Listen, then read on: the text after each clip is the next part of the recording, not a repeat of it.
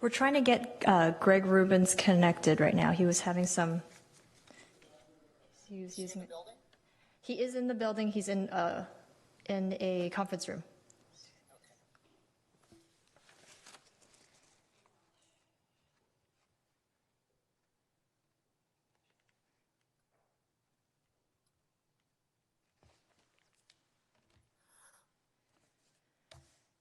Where's my pen?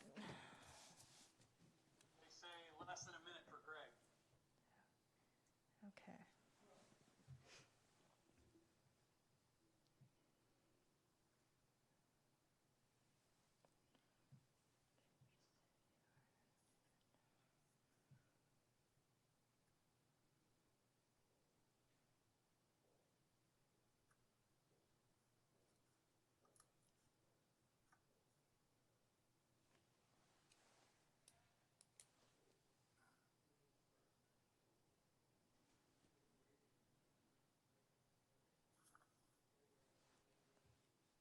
Oh, the county manager is signing in right now. You should get a screenshot of this for posterity's sake.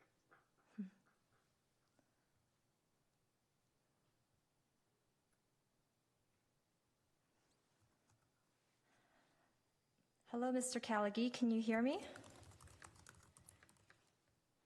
I believe, I see you're on mute. If you can turn off your mute, I want to check to see if we can hear you okay. Can you hear me okay? There you go. Thank you. Thank you for joining us. You cannot see me though. Yeah, looks like you did not choose to share your video. Oh, I meant to. Let's see. I'm gonna. I can jump out and jump back in. I'm gonna send you an invite to share your video. Do you see that? There you go. Okay. Thank you for joining Hello, us. How you all doing? Good.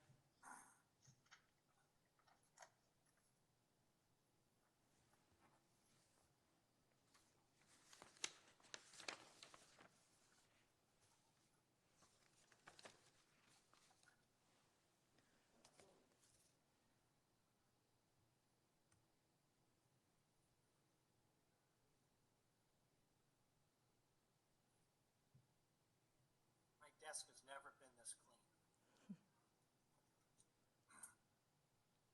I'm going to turn the screen so you can't see my desk. Ron, I can't see your desk either. Trust me, it's clean. Crystal? Yes. Crystal? Yes. I don't see a placeholder slide for Mike. Where is he speaking? He is going to be. He's the first one on item 7A. 7A. Okay, so I'll just let you introduce him then and he can jump in. Oh, sure. Is he the first speaker, Jeff? On 7A? Yes. That's what Crystal said, yes. Okay. And is there anything particular you'd like me to cover? I believe we are live now. Yes. So we can go ahead and start whenever you're ready, Mr. Mayor. Hey. Good evening. This is the City Council successor agency to the Redevelopment Agency and Housing Authority regular meeting. This meeting is being held or conducted remotely for the first time. To adhere to San Mateo County Health Officer's March 16, 2020 shelter-in-place order, this City Council meeting will be held by teleconference, and the public will have access to observe and address the meeting telephonically. Please note that, in accordance with Governor Newsom's executive order N-29-20, there will not be a physical location from which the public may attend.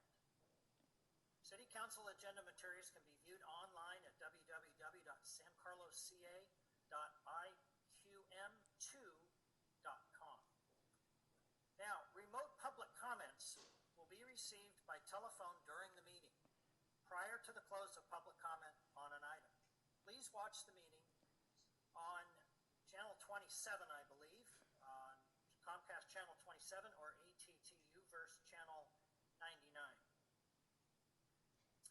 Okay, calling to order, we are now going to do the Pledge of Allegiance.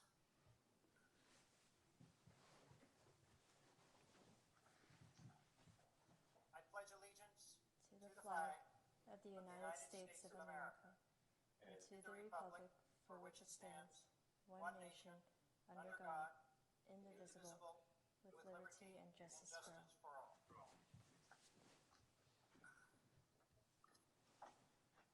All right. Are there any changes to the order of the agenda? No changes this evening, Mr. Mayor. All right. We are now going to move on to public comment. And if you would like to make a public comment, now is the time to call in.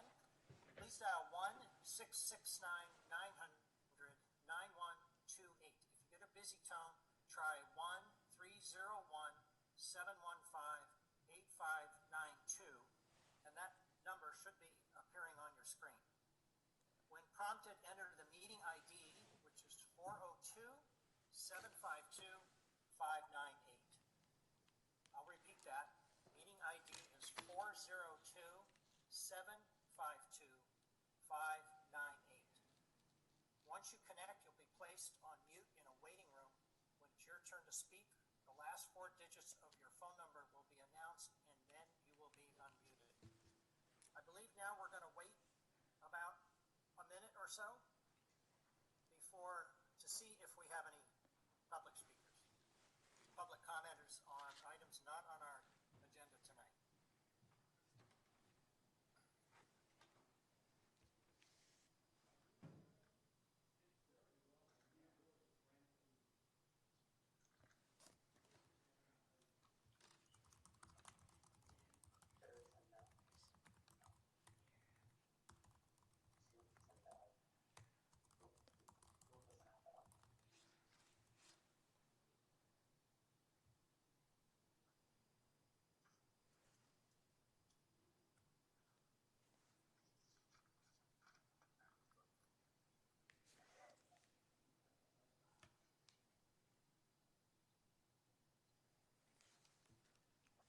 Will do.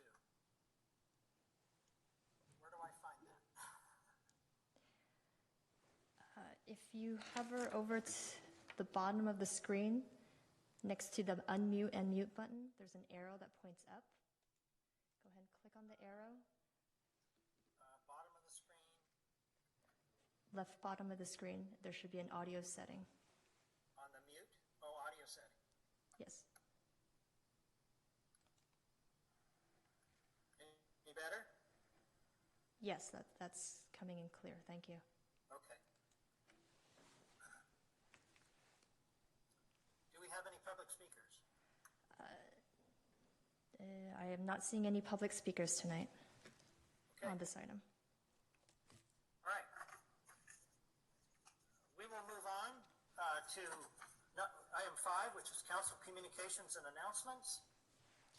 These announcements are brief items from members of the City Council regarding upcoming events in the community and correspondence that they have received. They are informal in nature and no action will be taken on these items at this meeting. So 5A is council members report on subcommittees, regional boards, commissions, and committees. Does anyone have any reports they'd like to make? Through the chair, I do have something I want to talk about, but I think it probably fits better under agenda setting at the end of the meeting. So if you're okay with that, I'll defer it to them. I'm fine with it. Doesn't seem that anyone else has anything that they're going to add at the moment. Okay, next we're going to move on to item 6, the consent calendar.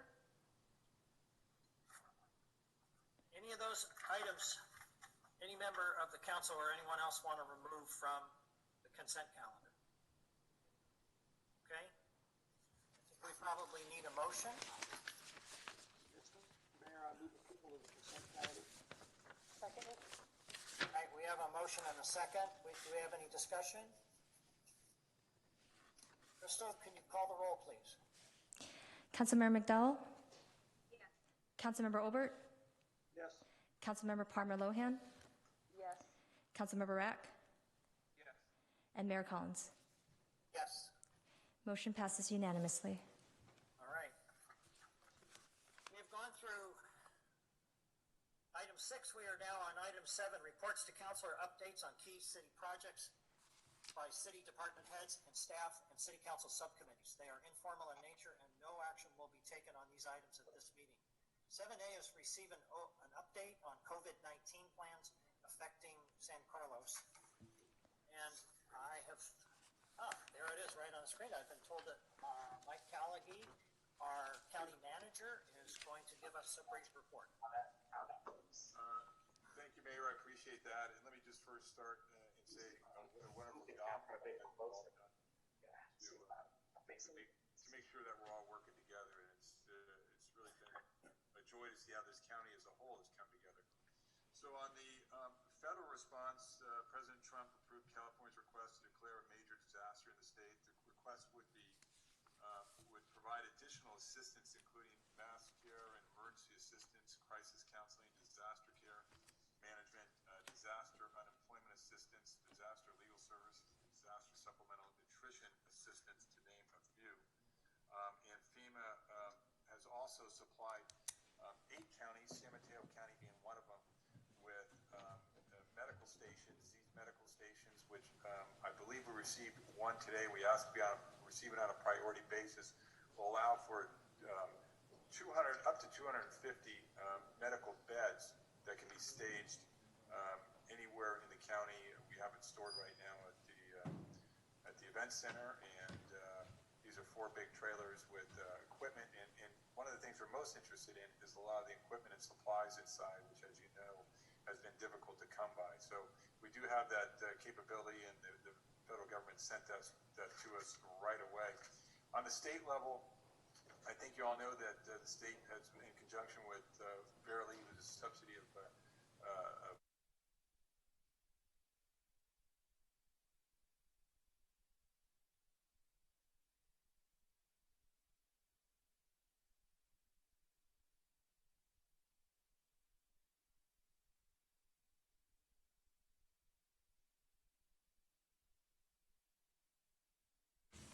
Okay.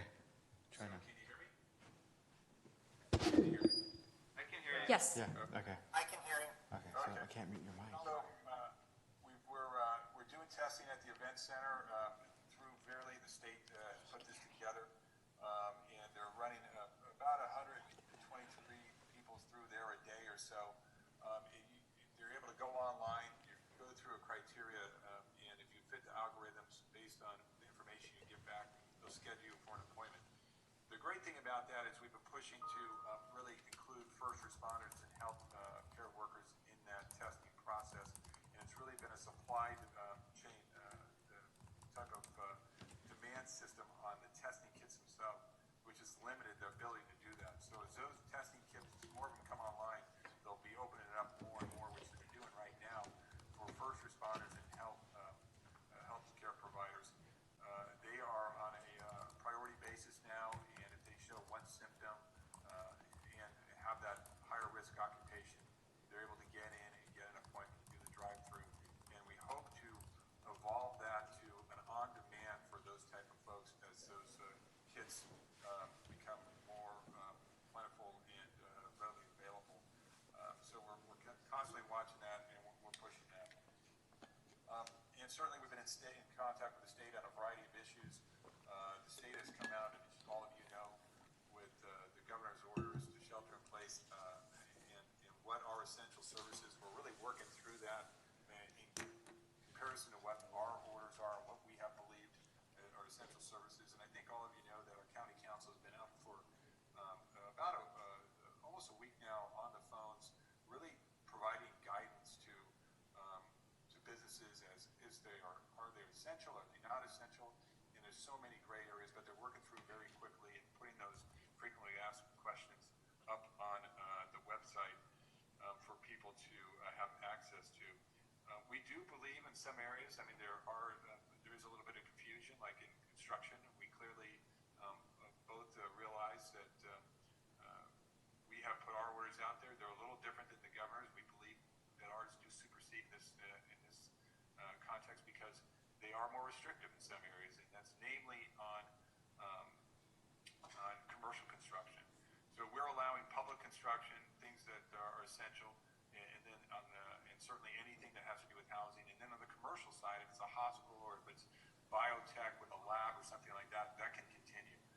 general construction for commercial, our attorneys have opined that they believe that that is prohibited under our orders. So we're working through those processes at the local level, and the state continues to work with us on that. The state has closed down the parking lot to the beaches, which we're trying to work through and try to understand better, because we had a lot of traffic on Highway 1 because of that, and we're trying to determine, does that mean the beaches are closed down? And we're trying to work through that process at the state level. At the local level, there's obviously a lot going on. All the cities are working together. There's efforts to house those, to provide step-down housing for those who are not sick enough to be in the hospital yet, but will need somewhere to go before going home, so they don't pass the virus to those who are healthy at home.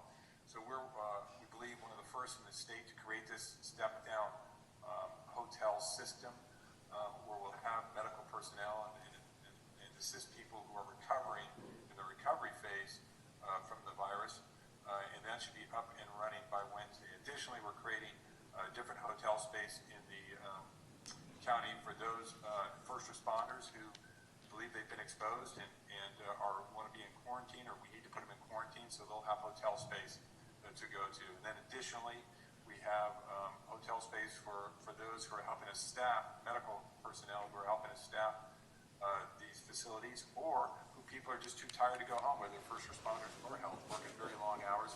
We have separate hotel space for them, and we're building that hotel space as we go along. Some of the other areas that I mentioned, the attorney line, the other area that we're very concerned about is homelessness in the county, and we're trying to get the homeless housed. We've reduced the homeless shelter by about 87 individuals to create more space. We've moved them off-site into hotels so that we can create more space at the shelters. We're still trying to expand that by probably another 75, become 75 more hotel rooms along the way to create more capacity and give everyone an opportunity to get off the street, get into a safe place where they can be somewhat more isolated and not susceptible to catching the virus from being out in the public. The volunteer desk is going great. I mean, and we'd ask all the cities to help us. We believe that we're going to need more volunteers as things go on. We have about 710 volunteers currently. We can through our emergency operations center, we can get volunteers signed up for a variety of tasks. We're looking for anyone, of course, who has any type of medical background who can help us out and work with that. We have a 211 call center up. Anyone just has to call 211. It's full of factual information that people can rely on, and get a lot of great communication there. We're working in conjunction with everyone on communications, making sure that we get factual information out there. I just want to let everybody know that, certainly the mayor and the council members know that we have redesigned a website. It's www.smcgov.org. That went up Saturday. It has a lot of great factual information on there. It is a work in progress. To the extent that you're hearing that we need to do some things, some more information on there, we're happy to modify that as necessary.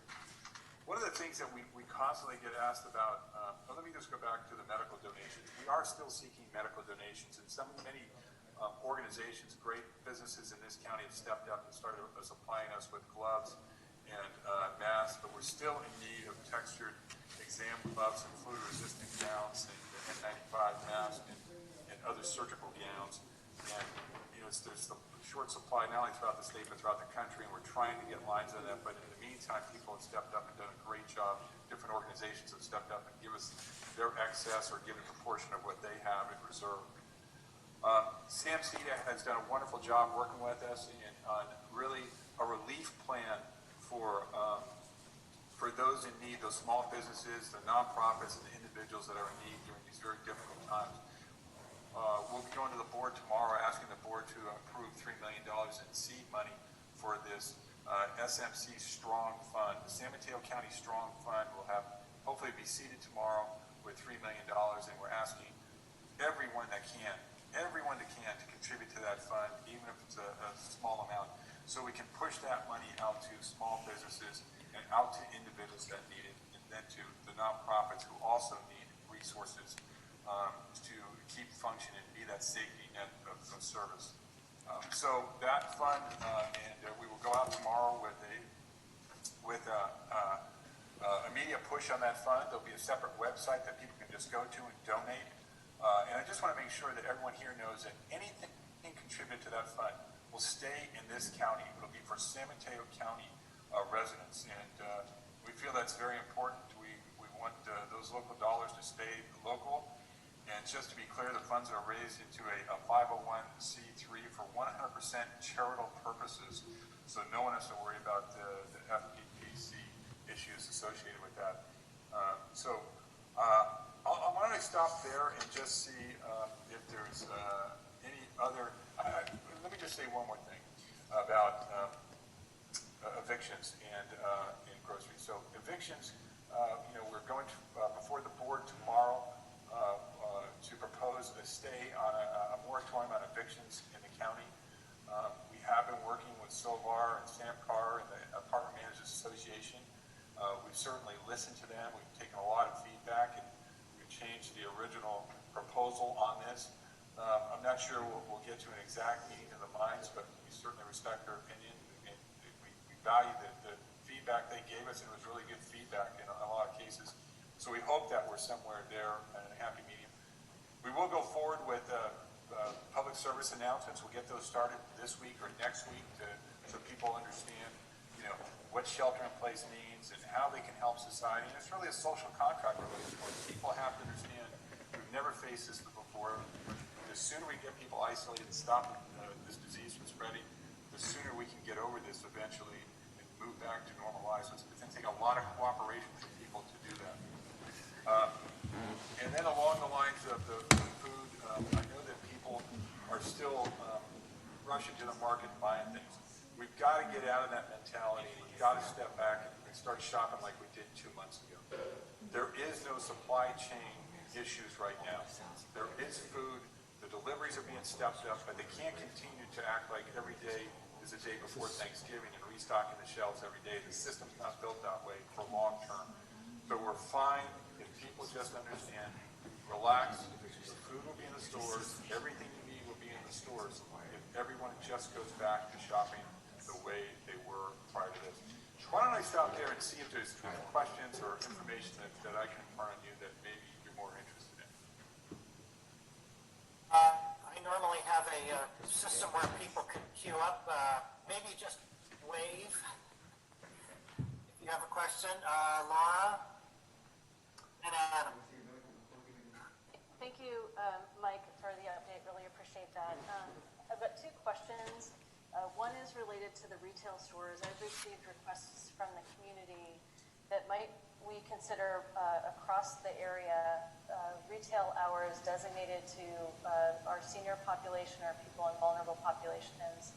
In addition, encouraging stores to practice social distancing. So, for example, Trader Joe's has come out to lines in front 6 feet apart and let only those people in the store that would, by virtue of how much square feet they have, they only let a limited number of people. What is the county's position on that? We think that those are all great practices. We're trying to really work with the Grocers Association to come up with some standard practices. And we think that's a great idea, and we've asked them to really see if we can make it uniform across all the stores in the county where our senior population or the more vulnerable population gets some special hours to themselves to shop without being impacted by a more crowded grocery store. And I think that everyone needs to take precautions that I noticed some stores also are limiting the amount of people in. So, and it's not because of the food supply. It's really just because, like you articulated, that we need social distancing. So they're limiting the amount of some of the smaller grocery stores. They're limiting the amount of people that go in. I think that we certainly have to, make sure that you're sanitizing your hands and you're really taking those precautions necessary after using the carts and making sure you keep that social distance. While you do that, to the extent possible, I think that the exchange of money is something that we're not.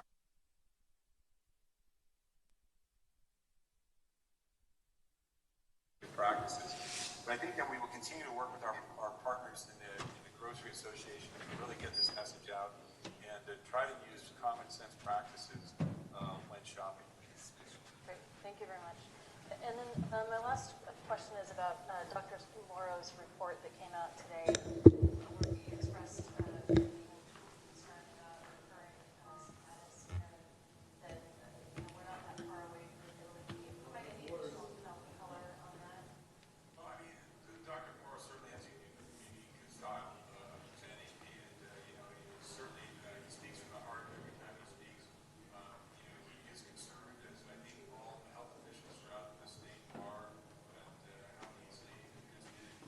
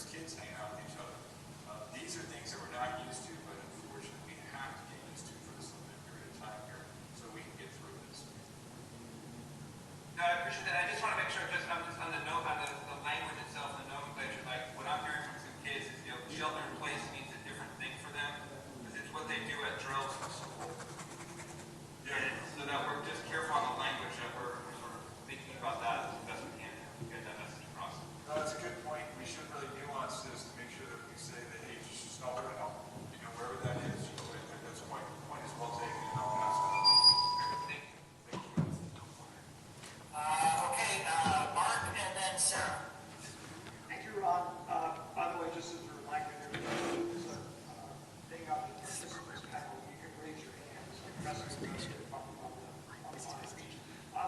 Mike, great job. I really enjoyed sitting in on a number of the phone calls about this event. You guys are really working overtime, protecting the public, and I really appreciate that. I do want to follow up a little bit with an issue that a couple of other people have mentioned here tonight, and that has to do with, to some extent, the specifics of the messages coming out from the county public health officer. Because I read the material that he published today, and for example, it explicitly says, do not walk outside your neighborhood. Okay? It just said that point blank. That caught my eye because I have been for exercise walking outside my neighborhood, staying very far away from everybody else. And I certainly want to follow the rules, but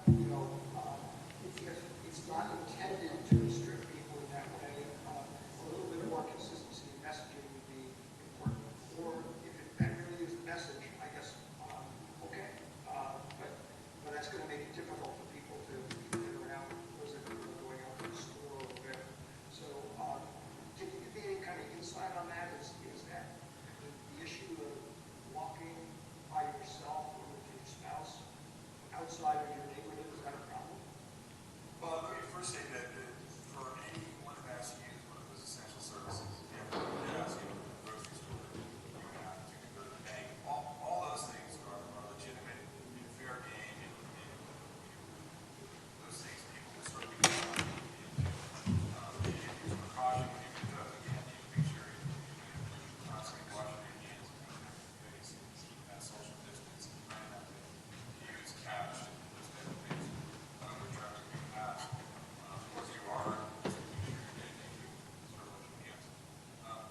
And I think that, Councilor, the health official is trying to say, ideally, that would be the case, that we can kind of stay in our neighborhoods and stay in our neighborhood parks and walk the dog. But I can also tell you that we're not going to be enforcing that. We're not asking you to wait for IDs. We're not asking you to checkpoints up or anything like that. So ideally, we're trying to ask people to adhere to this social contract, and we're really trying to be a good citizen, do your part and help stop the spread of this virus. Knowing that, if you go to a park outside in your city and you're by yourself and you're walking around the track or something like that, where you're not interacting with other people,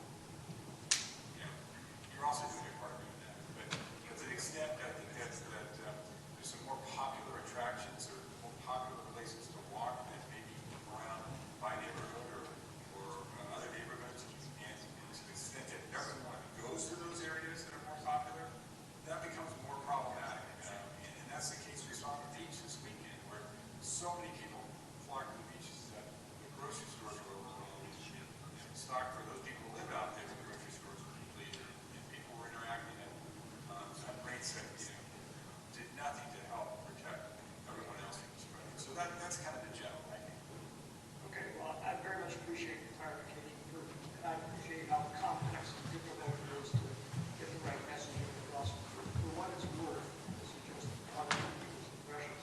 When I look at the it really seemed like civil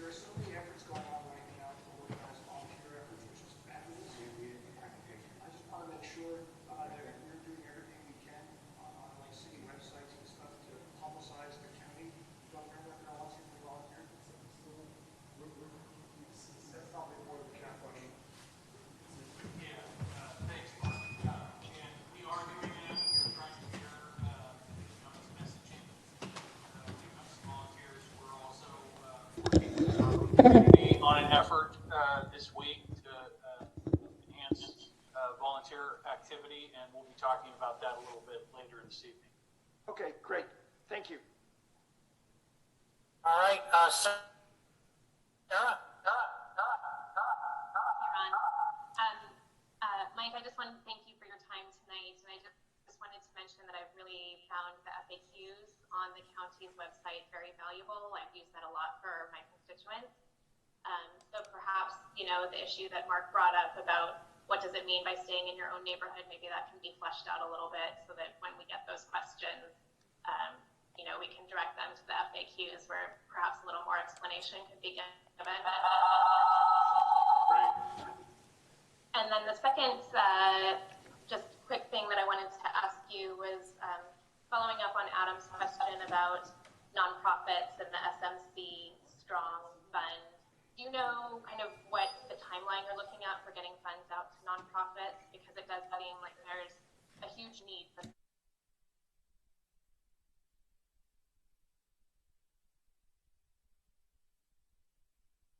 clear to everyone that we are going to continue to fund the nonprofits fully as we've been funding them along the way, or the core agencies and all the other nonprofits. So, because we understand that they have payroll to make and different things, even though they may not be doing the work right now that they're typically doing, they're working, and we want to make sure that we fully fund them. We also have heard from other supporters that will take a large role in supporting the nonprofits in this, things like technology, so they can work remotely, which they're not typically able to do, but so they can practice good social distancing and do telework also.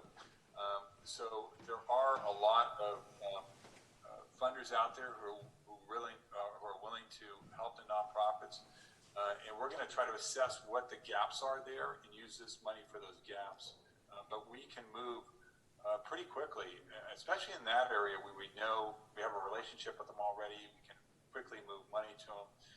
The more difficult process will be, and I expect it not to be very long, is to figure out the individual contributions, and certainly we're going to have to relatively quickly also once we get that application process in place. Those grant funds will be, and how do you qualify for them? Okay.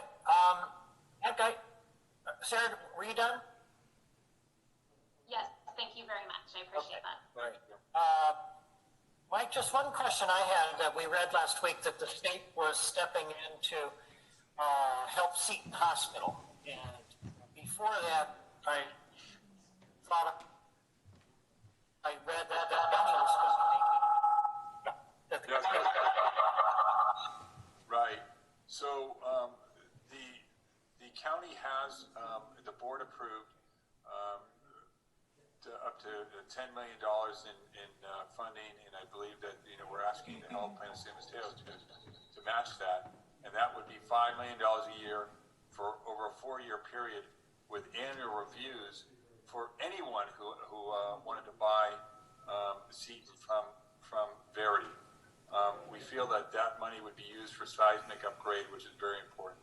Now, we believe that is still going on, and there'll be a purchase of, we hope will be the purchase of seat from one of the private companies who's looking to purchase it, and then they would avail themselves of this $20 million pool potentially over time, over the next 4 years, let's say. But what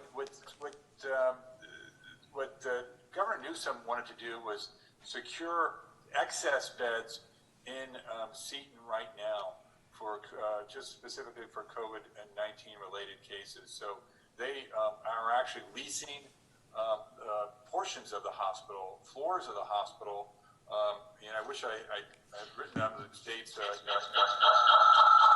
and when they'll be available, but I don't have it in front of me here.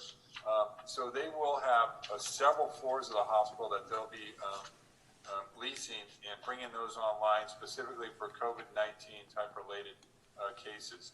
I believe it's 4 floors. So that lease may go up to 180 days and even continue after that. I believe it's $5 million a month to do that. But they've got a lease in the long-term seat and be operational long time. Okay, did anyone have any other questions? Any other members of council? We're good. Okay, Mike, thank you very much. This has been most helpful, and the daily calls have been very informative, and we appreciate them very much. Great, well, thank you for all you're doing. You guys have been great partners. Keep up the great work. Yeah, we really appreciate the teamwork. This really is a group effort from state, federal, county, and city. So, job well done. Thank you so much. All right. I think, Jeff, were there some comments you wanted to make at this point? Yeah, thank you, Mr. Mayor. We have two additional presentations for the council and the community this evening. The first we'll try to run through fairly quickly related to the city's emergency operations center. And then the second one will focus on our continuing operations plan for the city and the community during this.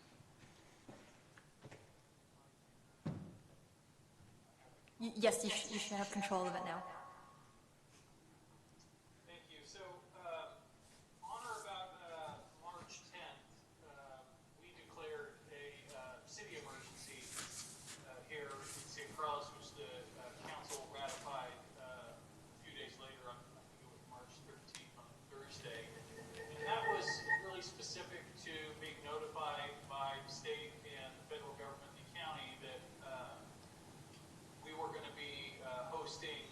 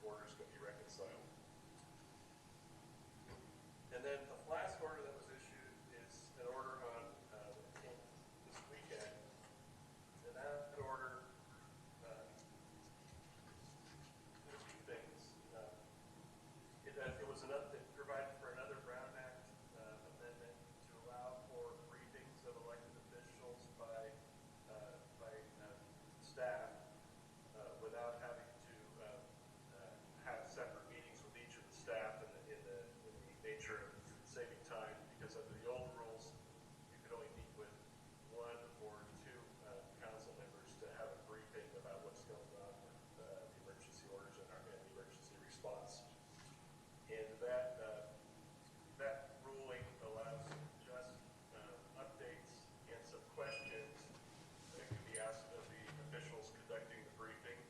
But the order does not permit the legislative body to take action or to discuss particular action on the subject matter. We're thinking maybe they could go to a recess. Basically, reboot everything. It's the computer, I think.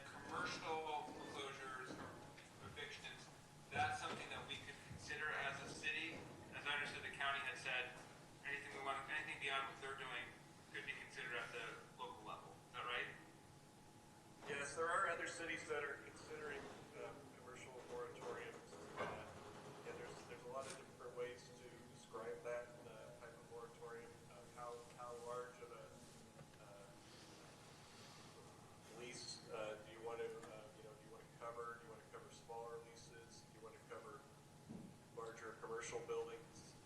So there's lots of questions that we would want to look at before doing that, but it's within your authority to do it. But protecting the signature of all these ordinances is that it's not a rent forgiveness, it's a deferral. Sure. So, yeah. And that's something I assume we have later on we can discuss during agenda setting. Is that right? That's correct. Okay. Yes. Perfect. Thank you. I believe Laura had a question. Thank you, Ron. I appreciate that. And Greg, thank you so much for the presentation. Lots happening very quickly.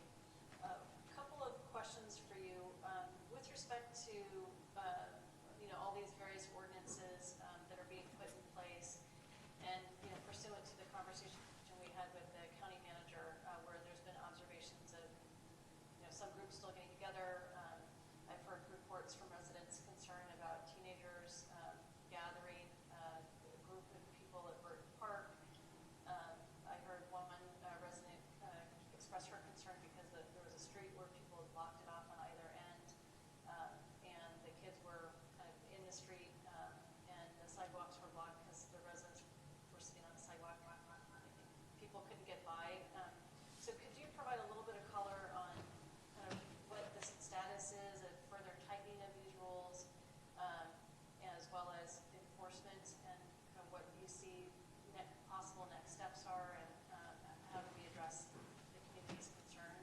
And then my second question is, with all of these rules that have been put into place, is there a place where people can go to look up the details associated with them? Thank you. Well, the first question about congregations that kind of violate maybe the safe distance and health and safety rules issued by the county. That is the underlying aspect of the whole health officer's order is safe distance to avoid transmission of COVID-19. The theory being if you maintain a safe distance, you are not going to spread the virus to others around you, especially other households. The mixing of households, I think, has been a big concern that I've heard about. So those are all technical violations of the order. If people are walking too close, people are not in the same household, are walking too close, and we're not following the no meeting or no gathering rules, because you really can't have a gathering that's at all under the rules. We're all supposed to stay in our residences and maintain safe distance when we go out for what I said before, essential activities, for essential, if you're an employee in a company that's an essential business, you can work in those businesses and travel to those businesses. But other than that, you were supposed to remain home. The order is designed to prevent mixing of different groups of people to avoid the spread of the virus. So on the enforcement side, the sheriff is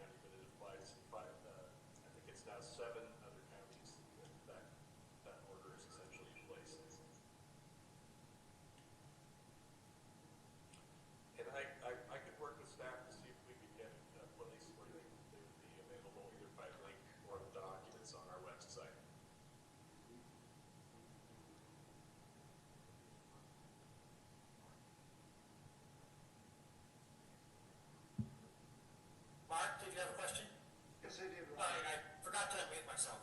That's okay. I figured that. Great. Thank you very much for a good presentation, as always.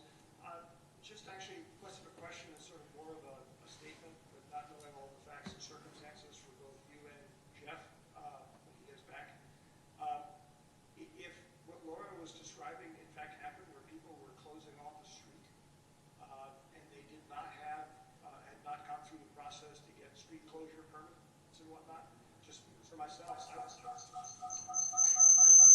dealt with very firmly, okay?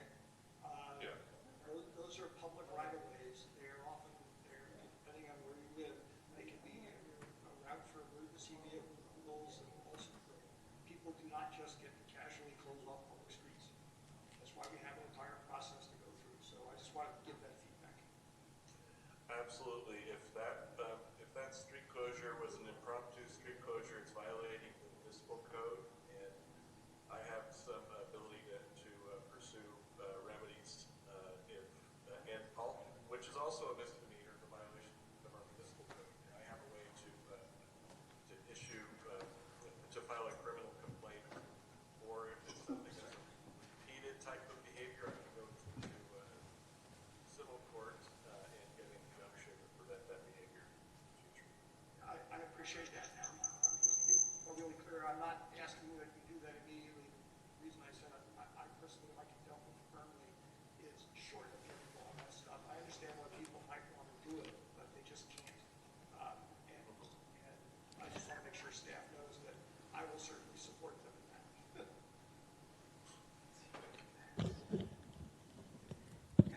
Okay, Greg, who is going to follow you? Or who's next, Crystal? I think it's fire. Oh, fire? Okay.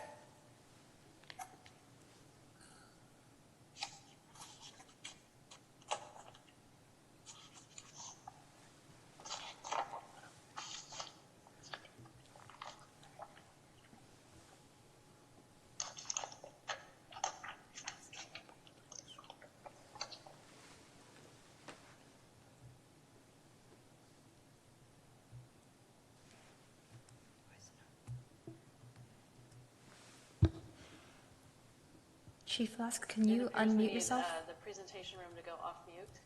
Right. Chief Flax, can you unmute yourself? Chuck, can you hear me? You just need to unmute your screen. Why can't I unmute him? Chuck, it should be. There you go. Okay, you can hear me now? Yes. Yes, we can hear you. Okay. Sorry about that. Good evening, Mayor Collins and members of the council. I'm Chuck Lax, Battalion Chief with your fire department. It's fun having some different challenges here tonight as we go through all these things together. So here's some key updates, what's happening with your fire department here in San Carlos. I just want to report that we are at normal staffing for all of your engine companies, your truck company, and your battalion chief. And what that means is we have our 2 stations here in San Carlos, our 5 stations in Redwood City. So that's a total of 7 engine companies with 3 personnel and 1 truck company with 4 and 1 battalion chief. And we're still able to maintain that level of staffing today. And we don't have any anticipation of that reducing right now. We have made some changes with an aggressive decontamination of the station and our equipment 3 times a day and after all calls. That seems to be going well. Our fire crews are to only engage in essential activities.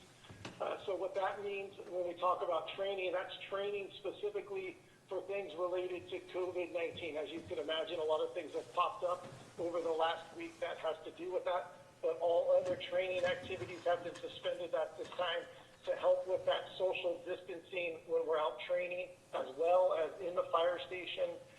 We have social distancing occurring. We started last week delivering food to the fire stations in an effort to keep our firefighters not exposed to anybody from the community and to reduce their exposure. We have started an alternate work schedule for for our fire command staff, fire prevention staff, and fire administration staff. What that looks like is employees show up at the office on Monday, Tuesday, and Wednesday. A different group shows up on Thursday and Friday, and then it switches the other week. And those that are off are working from home in an effort to reduce all of our exposure while we're at work. And then just a couple more updates on the countywide plan for first responders. We did hear the county manager talk about a few of the things. We are currently at dispatch screening the 911 calls for flu-like symptoms and giving that update to our crews as they're responding so they could be dressed appropriately with the right PPE, personal protective equipment. And first responders now must report if they start developing signs and symptoms, report to their supervisor that they're feeling that way. If they're at home, they will need to self-isolate. If they're at work, then they will be given the option to go home or go to a local hotel or RVs that you heard about earlier to self-isolate. Any questions at this time? Not so far, Chuck. I don't see any yet. All right, great. Then I'll be passing on the video to Police Chief Durry.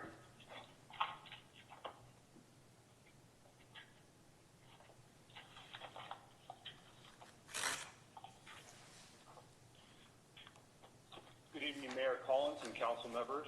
Police Chief Durry to give you an update on the Sheriff's Office and how we're operating under the COVID-19 crisis.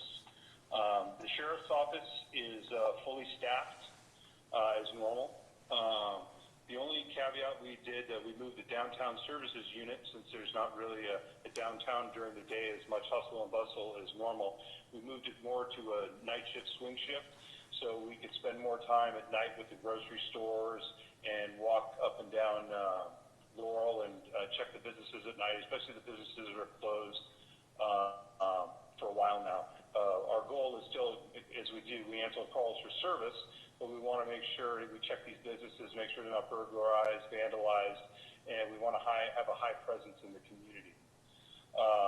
And another goal that we're doing when not handling calls for service is we're really reinforcing the health order and the social distancing protocol through public outreach and education. A lot of people that we encounter when our CSOs or our deputies go to the parks that are closed or the schools, we do find people that congregate from time to time.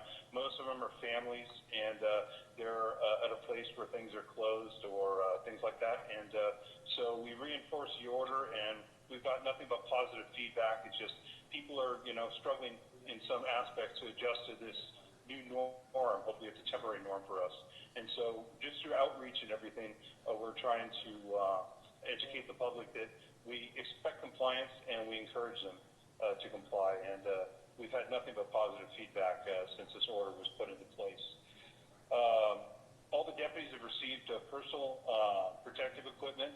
They've been issued to all the deputies, so they are able to handle any kind of call for service. They've all been trained with this personal protective equipment, and we have additional protective equipment for them if any of their equipment that's been issued to them is damaged or wears out. As fire indicated, as Chief Lax indicated, we have a countywide first responder protocol. It's mandatory to report you to your supervisor if you're showing any symptoms of the flu. We have had a couple people in our bureau that have been affected by the flu, and they self-quarantined and are back to work. And again, as the fire chief indicated, all training has been canceled for the sheriff's office as well. The only training that we're doing is anything on PPE or COVID-19 related. And that's my report for now. Is there any questions?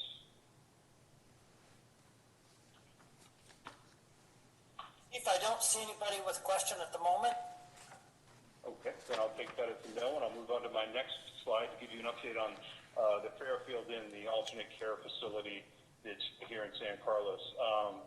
At the EOC every morning, we get daily updates from the points of contact. The U.S. Marshals, as you know, is running the security team for the facility. There's 3 U.S. Marshals on site normally. One of them will leave if someone does have to go to the hospital. It's happened frequently. And they have a contracted security service that they oversee. So at all time, normal times, it's between 8 and 10 people running the security detail there 24/7. They're on-site Cal OES, they're liaison with the U.S. Marshal's Office and the Department of Health and Human Services to us, to our OES, or to our EOC. And so we deal with them as well. As of this afternoon, they have 60 travelers still at the facility, and I'm going to update you at the end of my presentation where we're at with that. The DMAT team, which is the Disaster Medical Assistance Team, along with the U.S. Marshals, opened this facility approximately a week ago or so, and the DMAT team has since moved on to open another facility on the East Coast. So they contracted with the Aspen Medical International service, their medical service, and the transition went pretty much seamlessly. So they have a contracted medical service now, and they seem to be hitting on all cylinders. With the fire chief and I, we set up a response plan. We met with the U.S. Marshal and with the medical provider there, and we developed a response protocol. So we have specific a protocol in place on how we're going to respond, where we're going to respond, and who's going to meet us at the exterior gate, depending on what the type of calls for service.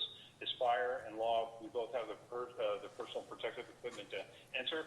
We won't enter unless it's absolutely necessary. We're prepared to do so if needed. And so far, there's no issues at the facility. So it's running very smoothly. Actually, what I've been told, San Carlos is really the model for the United States in how to set up these facilities, and that's kind of really how San Carlos went through their business anyway, so I'm not surprised. Here's the caveat that I'm going to update you about 5 or 10 minutes before we started the meeting. I got a notification from Cal OES that the Center for Disease Control has lifted the quarantine. So we have 2 different kind of travelers that are there. We have travelers that have tested positive for the coronavirus that are staying there until they show they're unsymptomatic and they can be released. And then we have people that are quarantined that have showed signs but not have tested positive. So as of this evening, the people that are quarantined will be allowed to leave. And a lot of the people that will be leaving will be getting arrangements made through Princess Cruises, so they all won't be leaving at once.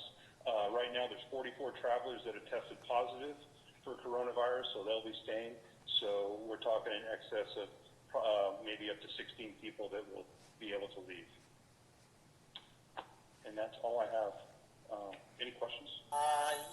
Chief Mark Obert has a question. Thank you, Mr. Mayor. Thank you, Chief. Great job as always. Just a quick question. Do you happen to know the number of folks who have been discharged from the quarantine facility who might have tested positive at one point, but then passed the 2 negative tests and were able to leave? No, I don't get that kind of information, that specific information. I just get how many people have come in and if anyone's been released. Okay, I was just curious because albeit in small numbers, that kind of thing would be a hopeful sign for people that even if you come down with this, it isn't necessarily guaranteed, like hospitalization and whatnot. And by the way, I will just say that I very much appreciated your comment about San Carlos being a model for the nation on this thing, but you could have stopped after San Carlos is a model for the nation, just full stop right there. Okay. That was a joke, Chief. All right. I got you. Thank you, Mr. All right, thank you, Chief. I think we're moving on to Public Works. Thank you very much. Thank you, Chief. Good evening, Steve. Good evening, Mr. Mayor, City Council Member Stephen Machida, Public Works Director. So I'm just going to give you a real brief summary of what Public Works Operations has been doing. since we had the shelter in place. So basically all cities, city facilities, the playgrounds, as well as the restroom, park restrooms, have been closed to the public, but before being closed, they actually been steam cleaned. The facilities include City Hall, Library, the Adult Community Center, the Youth Center, L'Oreal Building, the dog parks, as well as the San Carlos Museum. Of note, I'd just like to point out a little bit of dog parks. I know we had several questions in regards to, why are we closing dog parks? In fact, I think we've heard a lot of people, because the dog parks have been closed, some owners have actually let their dogs off leash. I just want to remind everybody that, it is against city code to have your dog off leash. And it's really for the protection of not only your dog, but also for all the community members as well. So some of the other things that Public Works has started is we actually placed all the alcohol sanitizing stations in all the buildings. To comply with the social distance mandate, we actually put some tables in front of all the public counters, as well as kind of rearrange some of the city council chambers, as you had saw at the last meeting. And then we're also starting to report, see more vandalism complaints come in. And so that's slightly on the uptick.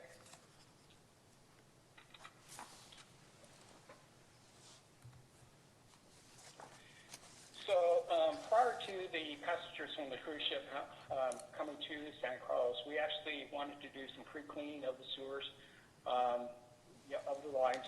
We knew adjacent sewers were running right close to the sewer, so we wanted to make sure, adjacent to the hotel, so we wanted to make sure that we actually clean the sewer, so in case to kind of prevent any clog, we wouldn't have to actually bother or get into the hotel site. During this time, we also suspended all the developed park maintenance as well as the trail maintenance, street islands, except to do some of the safety checks. And then lastly, just last week, we closed all the city tennis courts, bocce courts, and basketball courts. And as you can see in the lower right-hand corner, this was kind of our idea of how we closed some of the basketball courts, where we just actually covered the hoop rather than take down the hoops itself. And then currently, just today, we are starting to close the open space trails. One of the reasons why we wanted to do is we wanted to really get ahead of, as the weather is starting to get better, we were really kind of concerned that the trails would be overwhelmed and the people who using the trails would not be able to comply with that separation requirement. And furthermore, because the trails are remote, we didn't want to make that an issue, another patrol issues for our public safety personnel. So we decided to actually get ahead of the curve and actually start closing down those trails right now. Additionally, we're going to be putting some signs up at all the parks, again, kind of reminding people to use the parks, however, maintain their distance. We've already placed the 3 changeable message boards at the various parks, one at Burton, one at Highland Park, and the other, I believe, at Arroyo. And so what we are trying to take, very a proactive approach as far as kind of making sure that people understand, the separation requirement. So with that concludes my presentation. I'll be happy to take any questions. Yes, Steve, Adam has a question for you. Thanks, Steve, and thanks for all the work you're doing, and obviously all the departments, police and fire and everything. Can you, I guess, sounds like for the parks themselves, the non-playgrounds, nothing, trails, the plan is to currently kind of keep those open for now. Is there any any contingencies that may change over time? We're currently talking about that. To some extent, if it's just a matter of kind of kicking the ball, maybe playing catch, maybe that's less of a problem. What we're really concerned about is you have these pickup games where people start coming around, and now you start having more of a gathering. So one of the concerns is, actually leaving those parks open because it does kind of encourage more of a gathering. But we would like to keep them open as much as possible, however, realizing that it can be an enforcement issue. I did say, to your point, I did see the other day, I was taking a walk at Burton, there were a lot of people off-leashing dogs in Burton and gathering really close together as well, sort of. So I think that, obviously it sounds like you're on that piece, trying to get some information out about that as well. Can you tell me a little bit about, I'm just a little concerned about some of the vandalism, what types of things what's been going on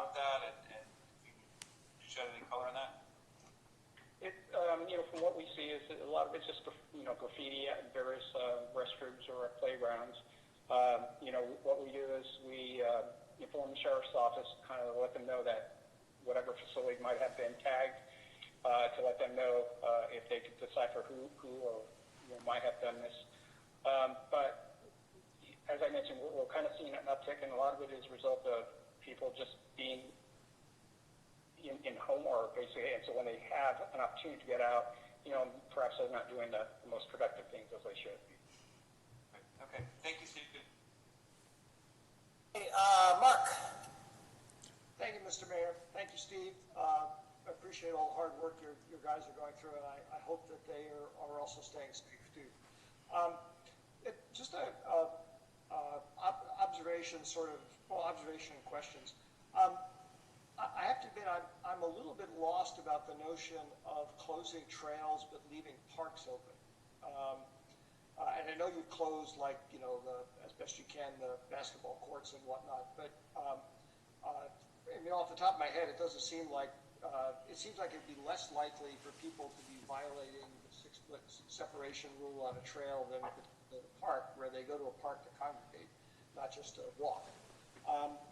And the other thought, I guess we do have a question. The other question I had is it possible for us to, with the outwelling of support for volunteers in the community, would it be possible to, I don't know, station volunteers in some of the, like at Burton Park and whatnot, not to engage with people who may be congregating there when they're not supposed to, but simply to call it in to the city and have the city process it as they wish. In other words, use some volunteer support to kind of extend our law enforcement reach. Be interested in your thoughts on those two things. Kind of take the second one first. I mean, certainly that is a possibility. I'm not really aware of any other city kind of doing that. I think earlier on, I think the chief had mentioned that, what we want to really do is try to encourage and do the education process rather than kind of be the heavy-handed and say, writing citation and kind of telling on folks that aren't really behaving properly. I am still working with my staff to see what we can do. I mean, the only really way that we could close off kind of the fields if we actually fence it off.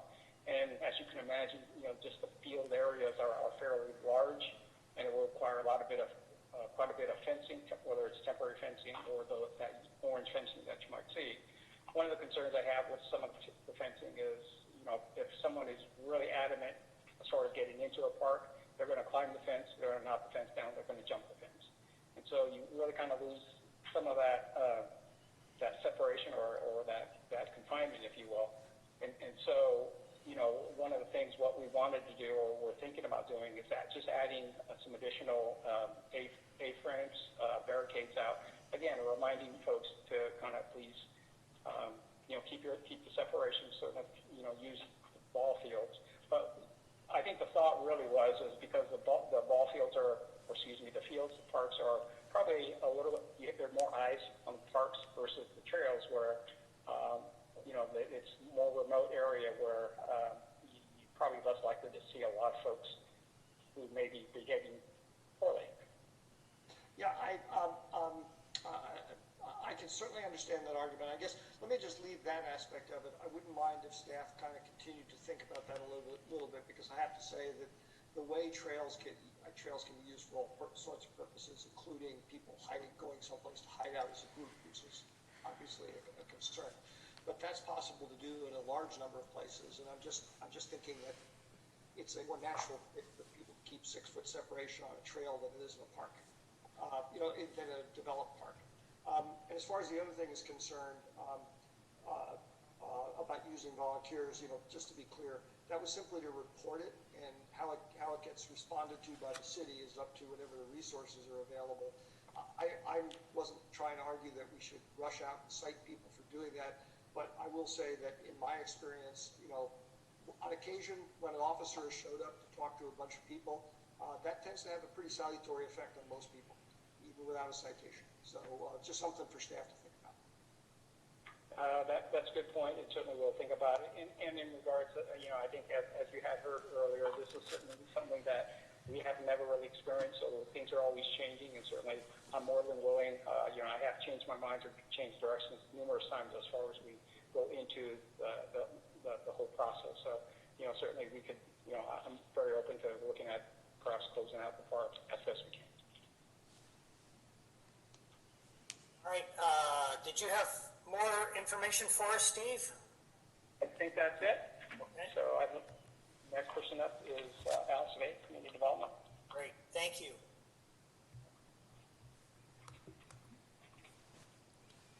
Good evening, Al.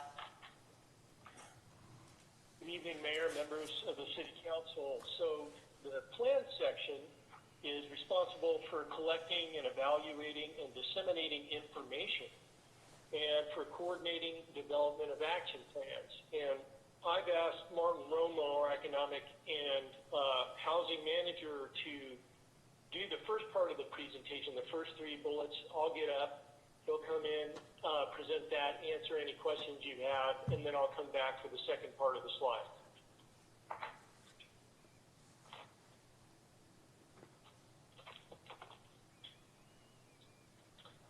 Good evening, Mr. Mayor and members of the City Council.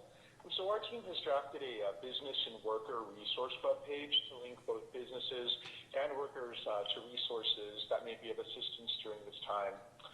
The webpage can be accessed through the main COVID-19 webpage on our city's website, which appears on at the top of the webpage in the yellow banner. You can click that and it takes you to the COVID page.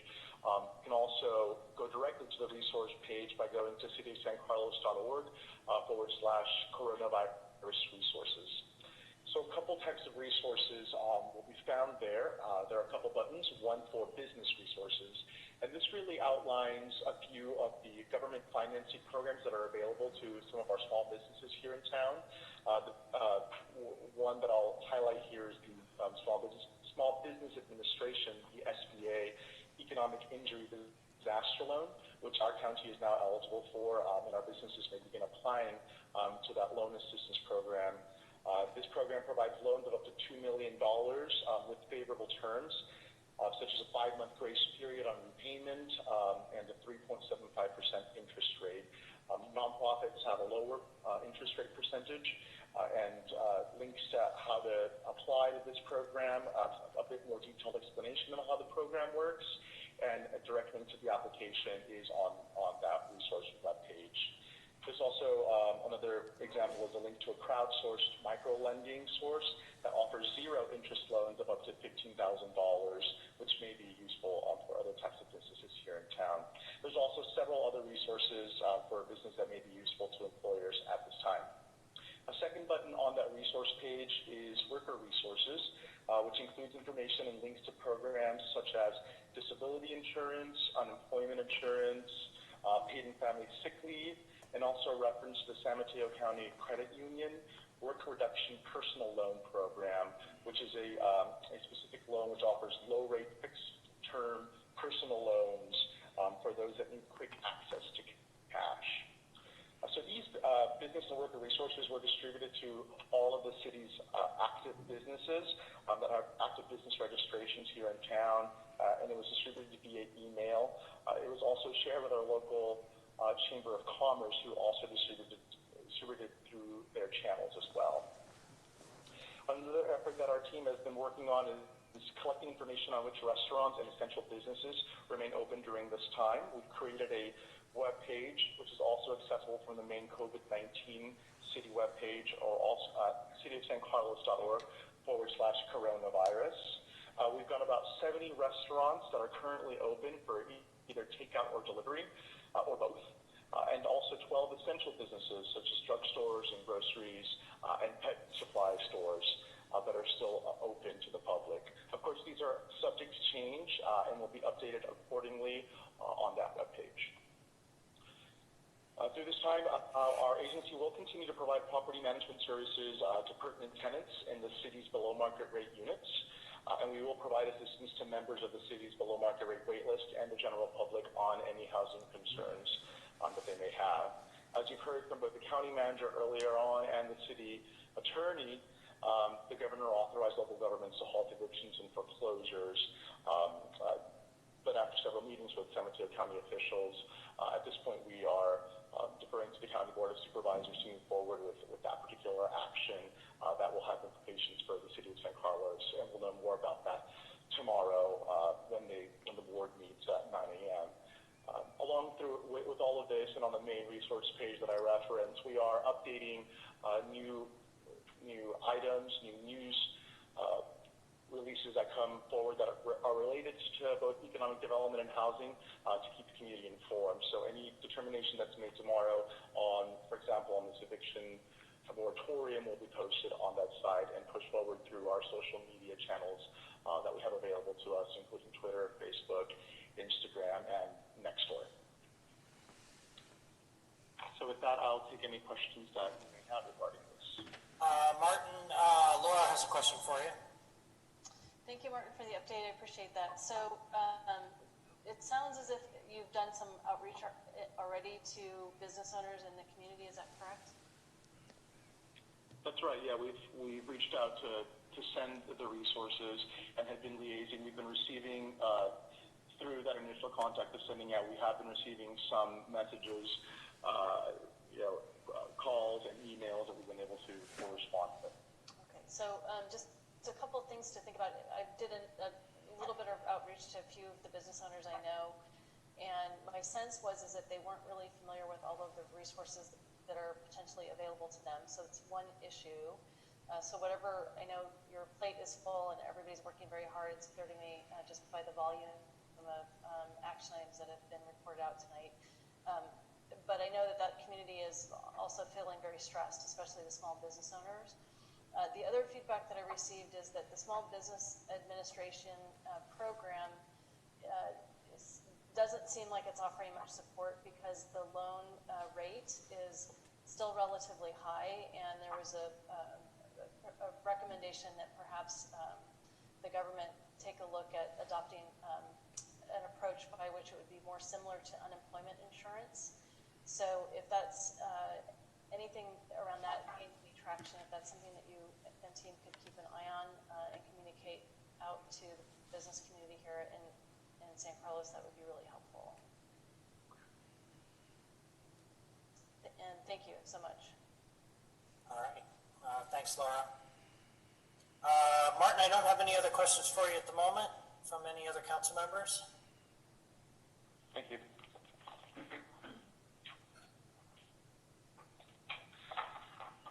So I'll conclude the last items here on the screen. As part of the charge that we have in the planning section of the EOC, we prepare action plans, and some of the things that we did as part of our charge was to prepare a call center volunteer plan for the next few weeks, and we also prepared a long-term and a short-term plan for continuity of operations and for all departments in the city.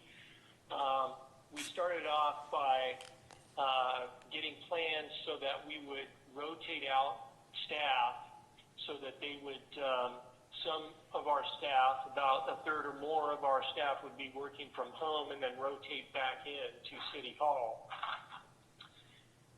So one of the other things that we've been trying to do is make sure that the way we do business, particularly in the permitting areas and planning areas, would be consistent with the other cities in the county. And so we've had a number of different discussions where all the community and planning directors, community development and planning directors in the county, along with sometimes building officials and others, have gotten together on these large conference calls and talked about how each city is approaching providing those permitting services and inspection services throughout the county. And in the next presentation, I'll get into more detail about how the city of San Carlos is providing our services, and it's pretty much consistent with the other cities. Every city's going to do something a little bit different, and things are changing, as you can imagine, changing rapidly. We're getting new direction, and we're finding out new things. For instance, on Friday, we'll be talking to an epidemiologist from that has consulted with the American Planning Association about best practices for inspection services. And that concludes my component of this presentation. If you have any questions, I'm glad to answer. Thank you, Al. I I don't see any at the moment, so I guess we will move on. Actually, Al? Oh, sorry, Monica, go ahead. Thank you. I slipped up and didn't hit the button correctly.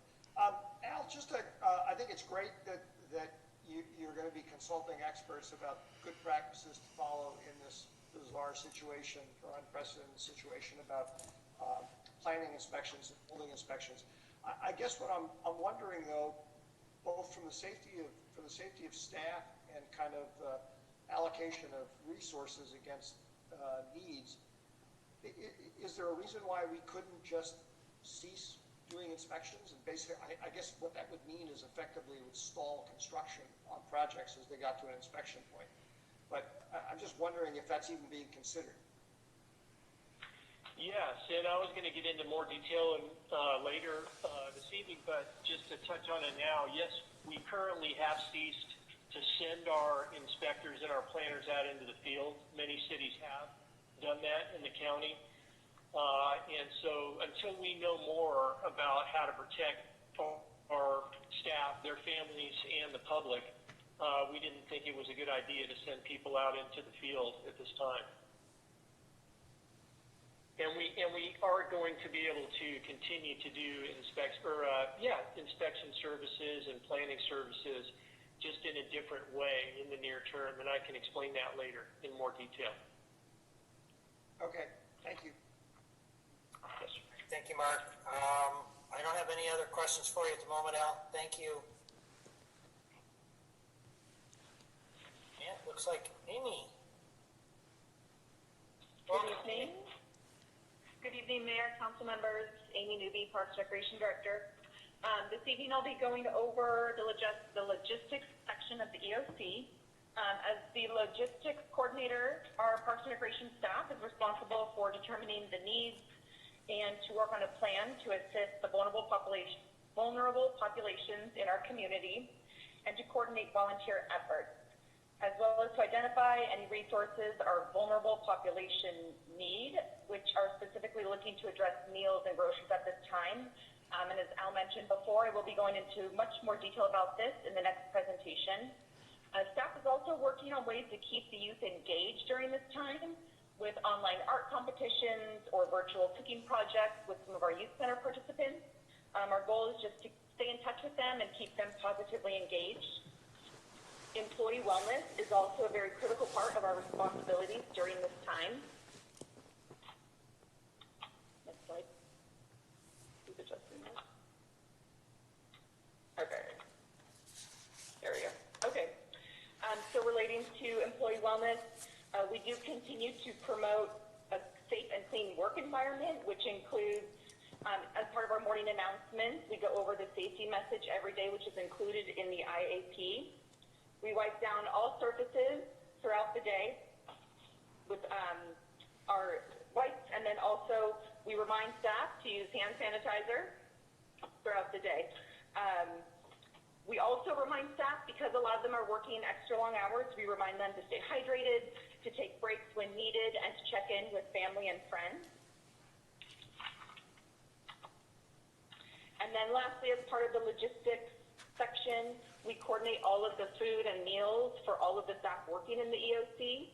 Our focus has been to provide healthy meal options that are served in individually wrapped containers so that we reduce communal handling of food. And then also gathering any supplies needed for the EOC as requested by other sections and other staff. Any questions? Yes, Adam.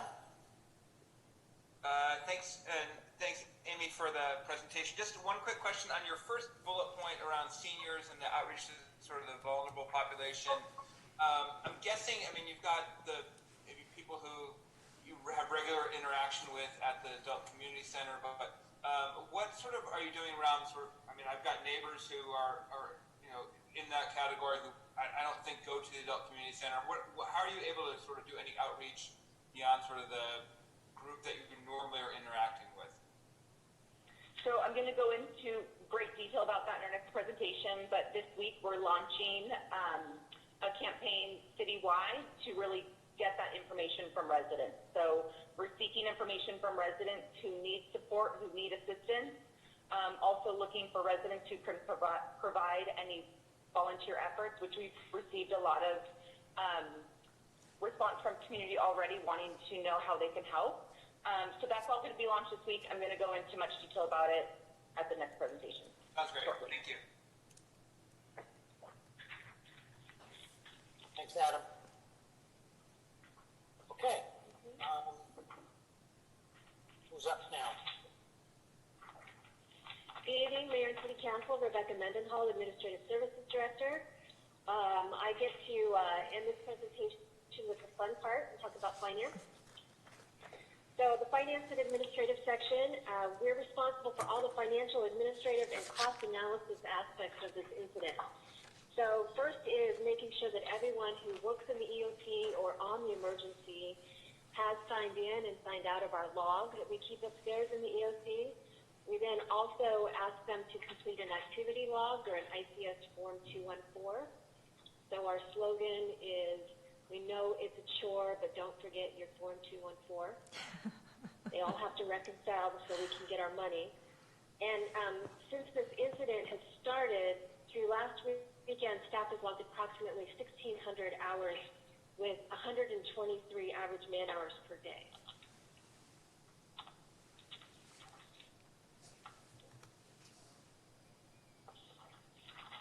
In addition to all the daily forms and the reconciliations that we're doing, we're responsible for updating and filing the initial damage estimate or the IDE forms. There's a lot of forms in our work. This is updated weekly and includes all the expenses related to the incident, including labor and supplies. This form also reflects the loss of revenue due to closures of modified hours. As of last Friday, the cost estimate was $565,000, but this will continue to increase as the emergency continues. We're also currently working to secure an expert consultant in this area to make sure we're capturing all of the costs and all of the data that we need to optimize our reimbursements. There are a lot of forms and reports to submit to multiple agencies, and we just want to be sure we don't miss anything. So with that, I'm happy to answer any questions. I don't see anybody raising their hand at the moment. Oh, Laura just did. Laura? Yes, thank you, Rebecca, for the report. I really appreciate it. So what is the path forward with respect to recovering these costs that have been incurred by the city? I'm sorry, can you repeat the question? What is the path forward to recover the costs that have been incurred by the city that you just outlined, that close to a little over $500,000, and I'm sure there'll be more expenses to come? So right now we're working on submitting all the initial damage estimates, but we're looking to secure a consultant to come in and help us make sure that we have the proper form to submit to actually recover the costs. Right, and I should have been more clear in my question. So to what agencies would you be submitting these forms, and who would be reimbursing the city? Well, initially it was the state, but now it would be the federal government as well. So we just want to make sure that we have all the forms going to the right places. And that's one of the things we need an expert to help us with. Okay, thank you very much. I appreciate it. Okay. I don't have any more questions showing.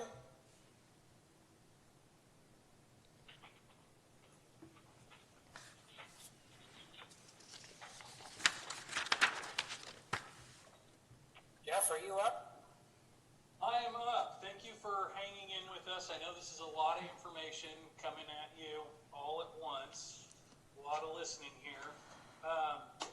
So we wanted to present you that presentation, that EOC presentation, just so you could see, because departments serve some slightly different functions within the EOC context, which is just one of the things that we're managing right now.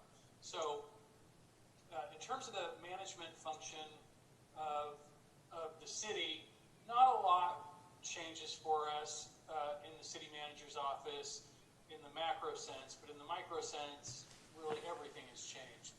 So what we're really doing is managing a transition of the organization right now from, our normal services, our normal project routine, the implementation of our strategic plan, all those normal elements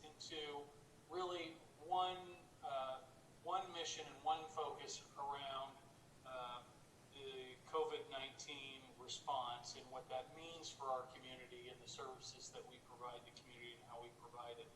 The EOC is one important aspect of that response. The public information component is another important aspect that we talked about earlier.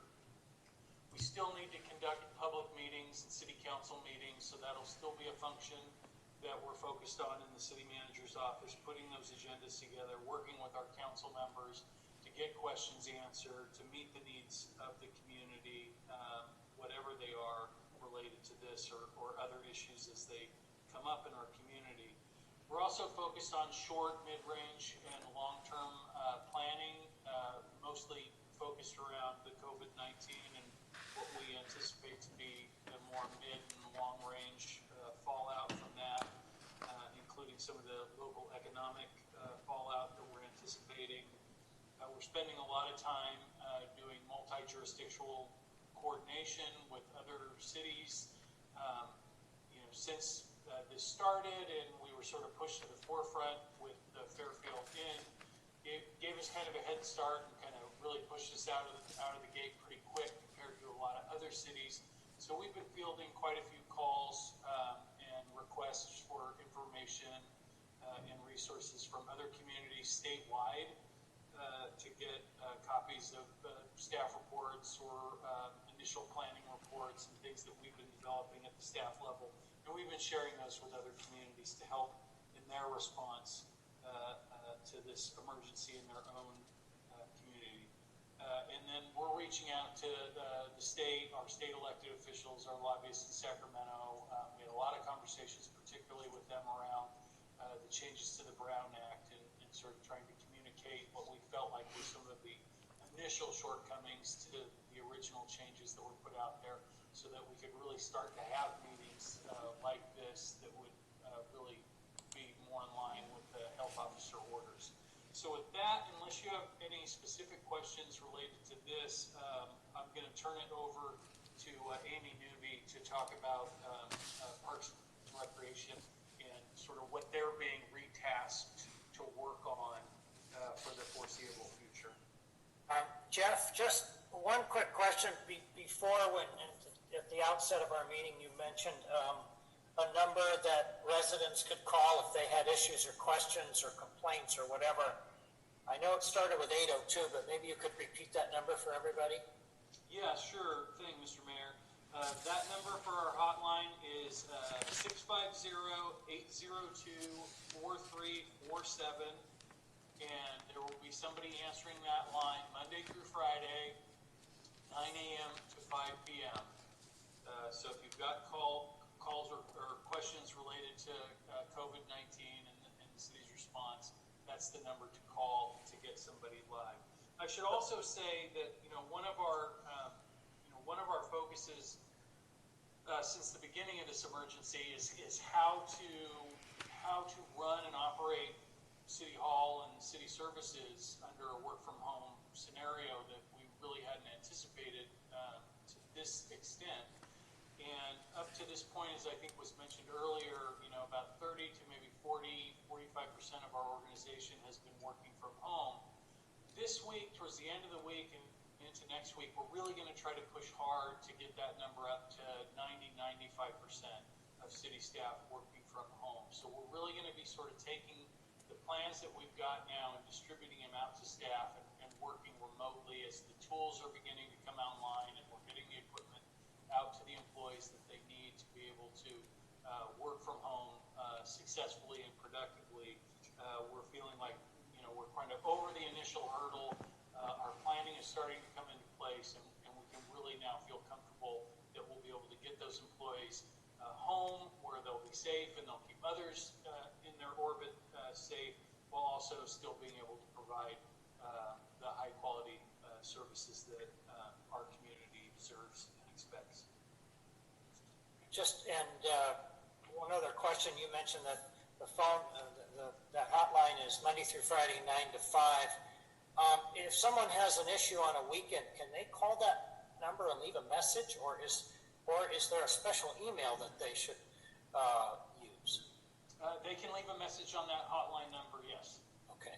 And is there any dedicated email There is not a dedicated email, but if you send an email to, any of the council members or myself, the city manager, all those emails are available on our website. So if you're sending those emails, we will collect those emails as well. A lot of them are being handed off to our call center folks so that they can respond to individuals who emailed us to get them answers to their questions. Okay, that's good. Then I think everybody's been doing the same thing. When we get an email, we've been forwarding it on to staff.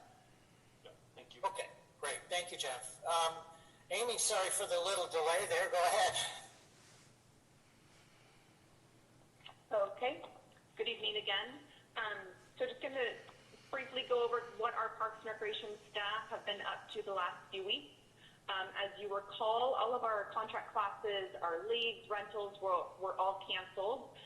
So staff has been working on issuing refunds to all of our customers. Our goal is to have all of those completed by the end of this week.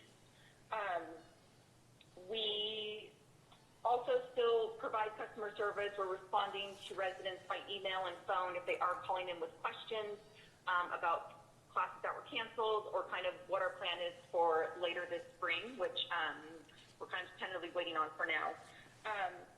Also launching this week is our San Carlos Virtual Recreation Center webpage. It's a virtual stop for residents to come find some fun activities to do, some educational websites to visit, and other resources to keep people kind of going through these tough times. Our Parks and Recreation staff is committed to ensuring that our community has what they need to maintain a healthy life and to have fun from home during these troubling times.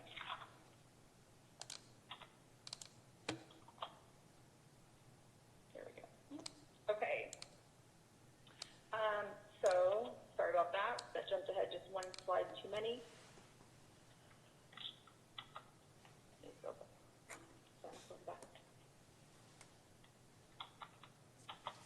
Sorry about that. Okay, there we go. Last week, our Adult Community Center staff really got going, began phone calls to residents, participants of the Adult Community Center.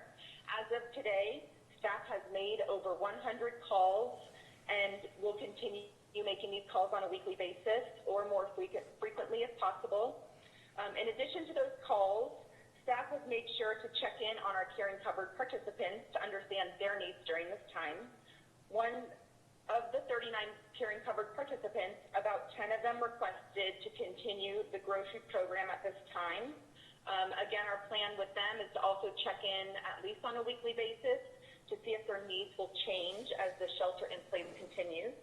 I did want to share with you an email we received today from one of the Caring Covered board members.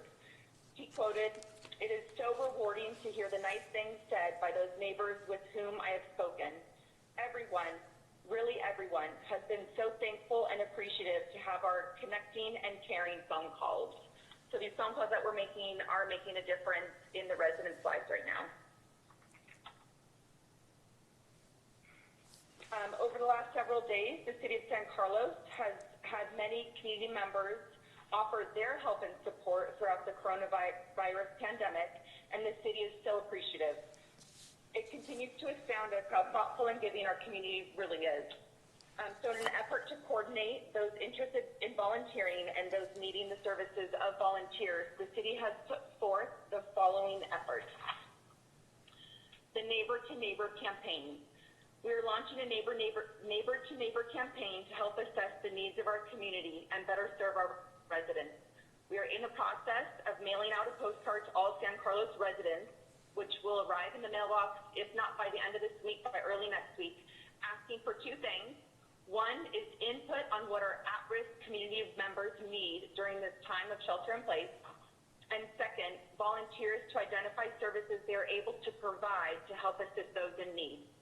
Our postcard directs the community to the city's website at www.cityofsancarlos.org/coronavirus, or residents can call our special hotline at 650-802-4347 to share input on their needs or to volunteer to help.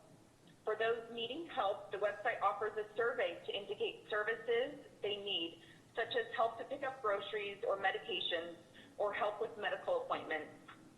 The postcard also asks the community to take a minute to connect with elderly or at-risk neighbors who may not be actively engaged on digital platforms and help them fill out the online survey or call the hotline for information and requests. The goal is to reach every San Carlin who has a need during this time. City staff will compile the information gathered from the surveys and hotline calls to address the need.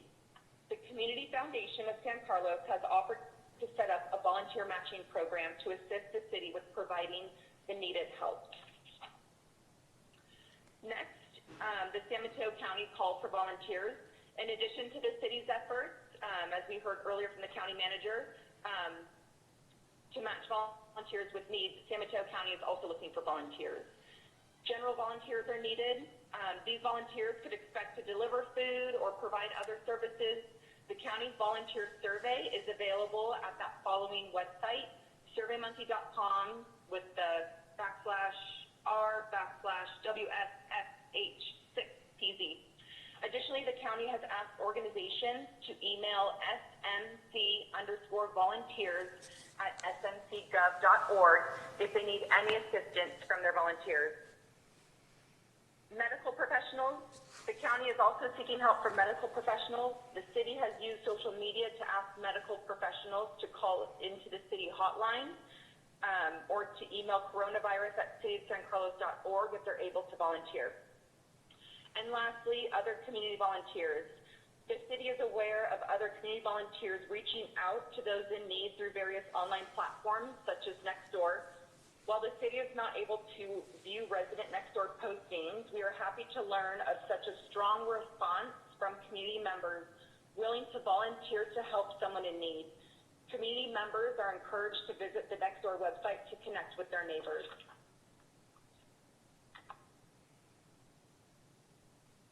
And there we go.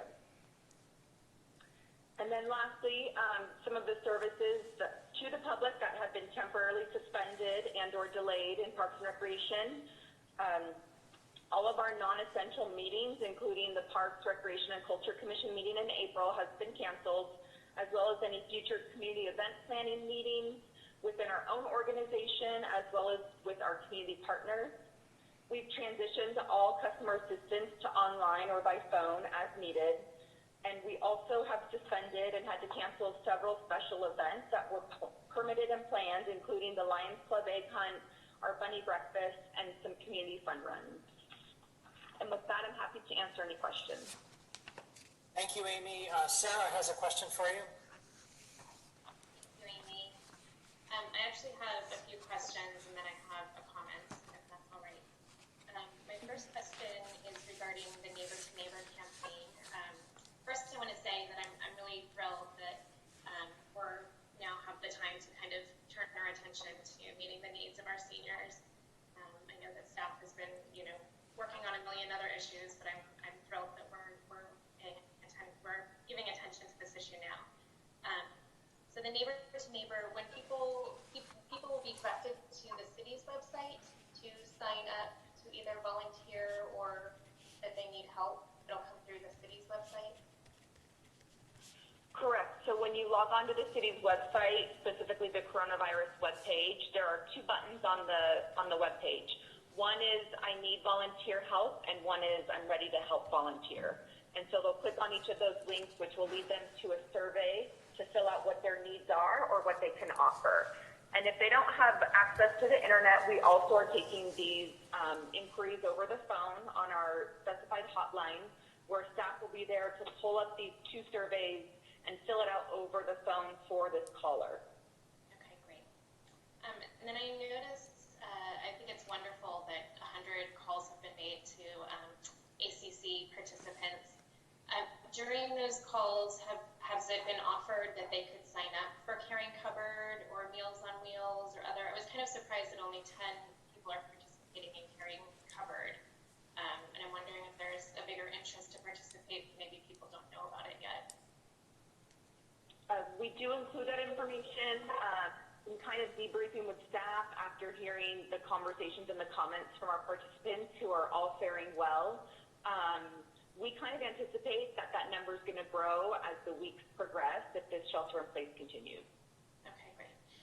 Thank you. And then my final question is, has there been any discussion about having lunches distributed from the ACC and like to-go boxes that people could kind of pull up in their cars and be given a lunch and then they go home? Yeah, and again, that was one of the questions that was asked to our participants, that do you need this continued lunch service? And haven't had a huge response back of that's their need. So we are prepared when that need does arise to provide a pickup location at the ACC of daily lunches. Okay, that's wonderful. We're really kind of waiting for Coast Guard to launch to then just gauge what is that need in the community. Great, okay. And I just wanted to share with my fellow council members that I had the opportunity to volunteer with Meals on Wheels that's run by Peninsula Volunteers, Inc. This last week. And it was great, and they told me a lot about how kind of the demand is really starting to spike now that we're in this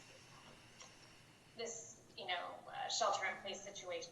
And so they currently serve 41 clients in San Carlos, but there was 12 on the wait list. So I did discuss that with Jeff today about how we can meet the needs of our seniors here and, really spread the word. I would love to see a button on our San Carlos on the coronavirus website that is for seniors, and it lists kind of all the services like Sequoia Villages, Caring Cupboard, Meals on Wheels, services that already have an infrastructure in place that maybe we could expand funding to, and volunteers to. I would like to see, us kind of build that out for that vulnerable population. And thank you, Amy, for all your hard work. Of course, thank you. Thank you, Amy. Well done. Any other questions for Amy? I'm not seeing any, so we are moving along.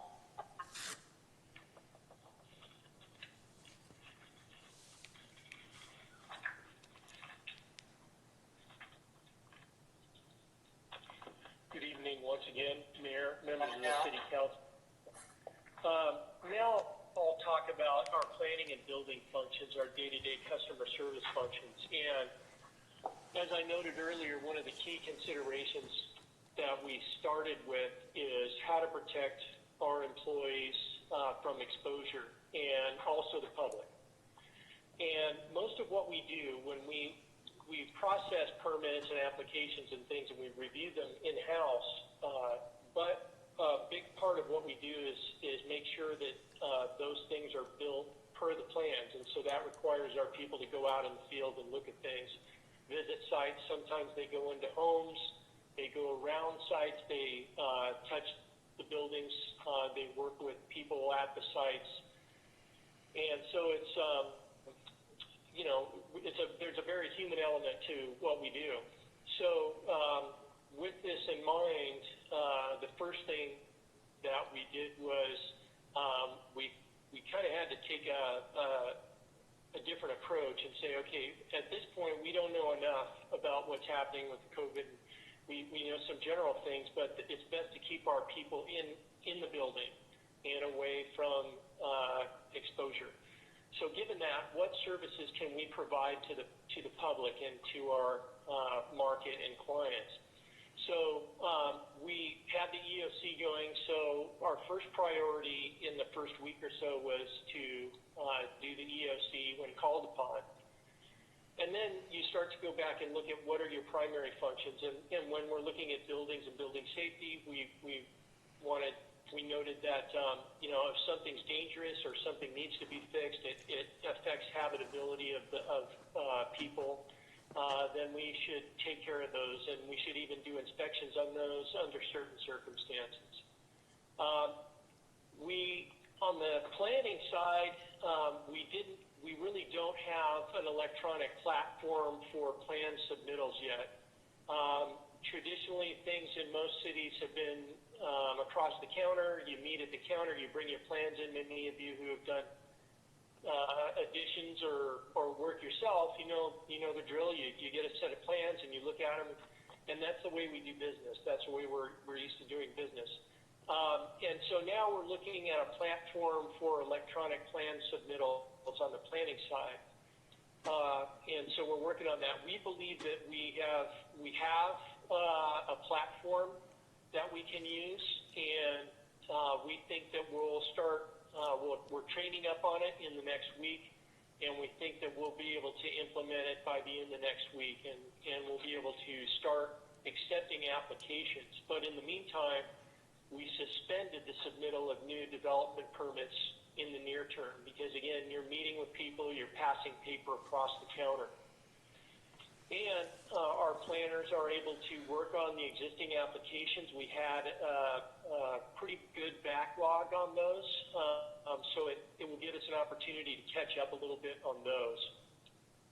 Now, planners do inspections of sites. They look at the outside of the building, they look at landscaping, and so at this point, what we're going to do is accept photographs for design review approvals and other conditions, and we're going to do the best we can and work in a digital world on that in that count and see how far we can get with those services. How do I shift to the next slide here? There we go. Thank you. Now on the building function, same thing as people-oriented. So we wanted to keep our inspectors in-house, and the inspectors were a little farther along in terms of the electronic acceptance of plans. We had already set up, for instance, there's a lot of different inspections and plans that we can do online. Our first priority also for the inspectors was EOC, and we said stay in at this point and until we figure out how to protect you, best management practices for in-field visits and that kind of thing. And then they were already starting to use videos and other electronic devices and things and pictures, even FaceTime more recently for inspection services. And so they are starting to do that this week.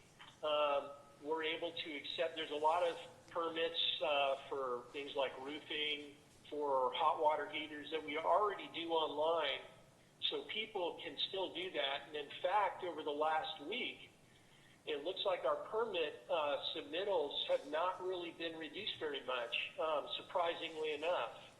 So being that what it is, it seems to be working at least in the near term.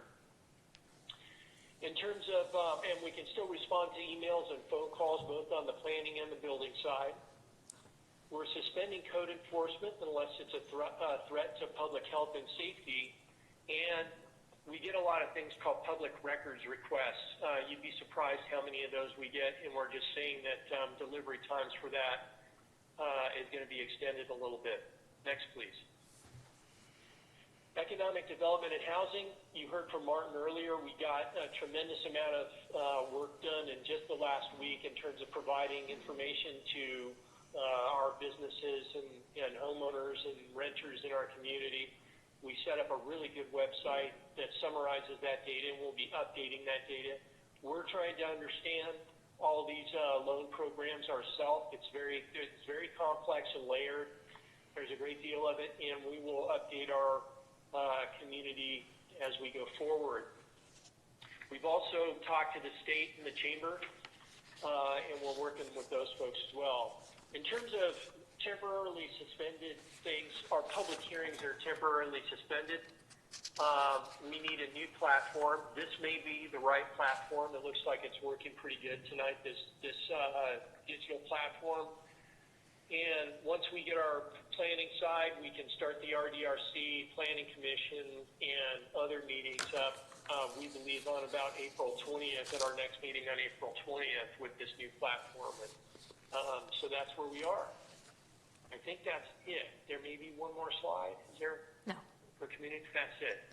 Any questions? Yes, Al, Mark has a question or two. No, just one this time. Thank you, Mr. Mayor.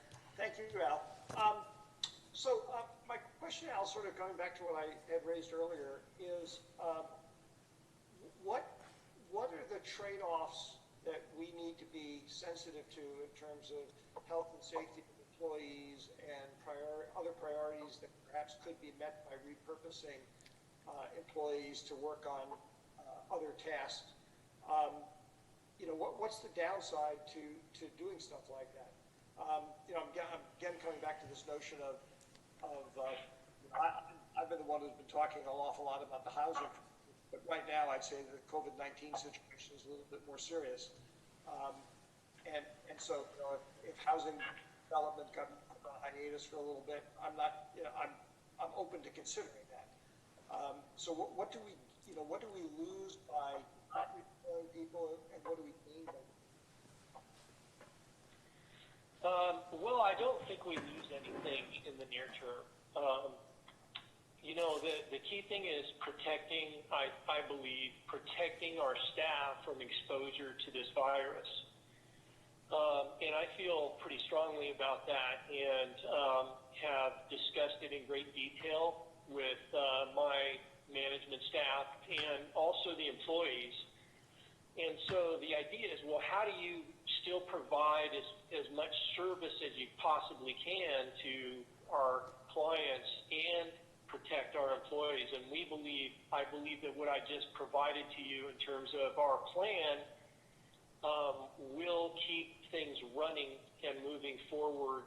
Again, I see in the near term, I don't even know, I'm not even sure what that means. I think we could go a number of months using this methodology that we're using. So we can repurpose people, we can retrain them, we can use electronics, we can use video, photographs, any other kind of platform that we can use to protect our employees and still provide services. I hope that answers your question, Mark. I'm not sure if I completely got there, but I think we can.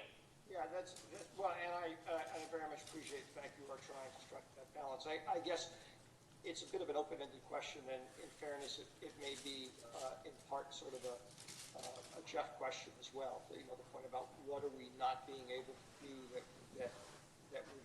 what are we not being able to do because we haven't stopped doing some work that we normally do. But I appreciate your input, and I particularly appreciate the fact that you are keeping the safety of our staff, front and center, because that's really important. Great. Laura. Thank you, Mayor Collins. Al, thank you for the presentation. Just a quick question. With respect to these innovative online tools and methods that you plan to incorporate, what's the expected timing of the ability to use some of these to carry the work forward? Do you have a sense of that at this point, or are you still exploring? Well, on the building side, I think we're moving quicker than on the planning side. And there's a number of different reasons for that. So I think that on the building side, we're already using these technologies this week. I mean, just even Monday, end of last week, we started using video, FaceTime. We use Box, which is we can upload very large data sets into Box, and then we can transfer that to our outside plan check crews, so to keep things moving. So those on the building side, I feel very confident that we're already hitting the ground running on that. On the planning side, we're behind the curve, I think, because of the way that we look at plans and the way we do measurements, and we just haven't transferred into the digital component of that yet. We haven't found the software that we've used or are familiar with, although we do have a digital platform that we think we can use now that does have measuring capabilities and things like that. So I think on the planning side, we figure by the end of the week we could probably start using this new digital platform and have people provide their plans to the city via Box. We can use this digital platform to begin evaluating those plans, but we'll see. We're going to try it and see how far we get. So it's pretty, I'm actually quite surprised at how quickly we're kind of getting online with this. Thank you so much. All right. Al, I just had one question. You mentioned the PRAs earlier. Can I assume that we are having less of them these days? I'm sorry, what was the PIAs? What did you say? The Public Records Act requests? Oh, yes. Public Records Act, we get a lot of them actually, dozens and a week. And we are required to respond to those fairly quickly. So it's more on hit to our administration side. So there's a lot of data, there's a lot of file gathering and preparing it to be sent out in an email and things like that. So what we're trying to tell people now is it may take a little bit longer to prepare that information. Through the chair, I guess my question is, has it dampened the enthusiasm from people who want these PRA requests? I mean, considering our current situation, have we seen a drop? We haven't seen it drop at this point, but again, we're only a couple of weeks in. It could be that things change dramatically in any area. We're kind of taking a wait and see approach. Okay. Thank you. Any other questions from my fellow council members for Al? All right. Well, thank you, Al. You bet.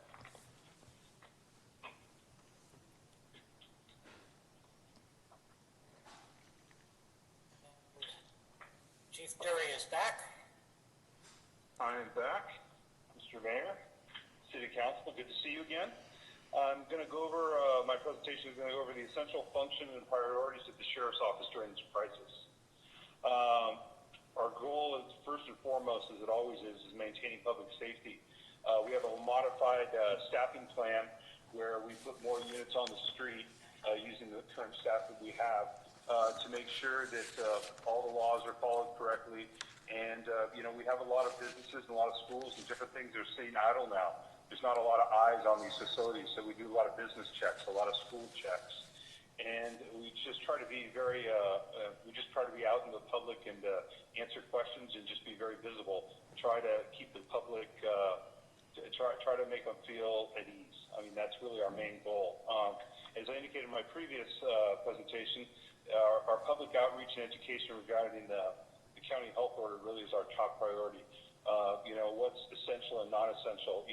There's a lot of gray area, as the city attorney mentioned, as far as interpretation, and we try to interpret that as well. So we're not having issues with that, but sometimes things, can the gardener, still perform his duties? That's actually under the county health order. It's not essential, so no, he can't. Different things like that. So we have a lot of questions, and we do a lot of community outreach that way. We still respond to all calls for service, but we do have an online reporting system now. We've had it for a while, but we've used it a lot more now during this crisis. And we've also taken some reports that don't have any evidence or just very low or minor reports, crime reports over the phone. I try to minimize my staff's contact with the public. Being a first responder, that's really not that easy, but if we can minimize any type of contact, it's safer for them, as well as them having their personal protective equipment that I talked about earlier. Our public counter, where our records bureau is on the first floor of our substation here, will be closed until further notice. Any kind of criminal records requests, whether it's crime reports, dispatch requests, any kind of vehicle releases, are being handled remotely as necessary. So, change here. How do I move the slide? There we go. As far as services that will be temporarily suspended, our robust traffic and parking enforcement efforts have been modified during the shelter-in-place order. We're still enforcing traffic and some parking, but we're not really have this big focused traffic enforcement, parking enforcement as we've had in the past. For the first reason, there's not as much traffic now to enforce because there's not that many cars on the road, and there's really not a parking issue downtown like there was before. We're focusing on getting our CSOs and everything out, checking the schools, and make sure people are really taking notice of what the health order says and abiding by that. Another thing that we've suspended is our medical disposal bins that are located in our lobby. Since City Hall is closed, it's not accessible. So as of right now, those aren't available to the public. And last but not least, all sheriff's activity events have been suspended until this crisis is over. So with that being said, do you have any questions? I don't see anybody's hand raised at the moment, Chief. Thank you. All right. Thank you very much.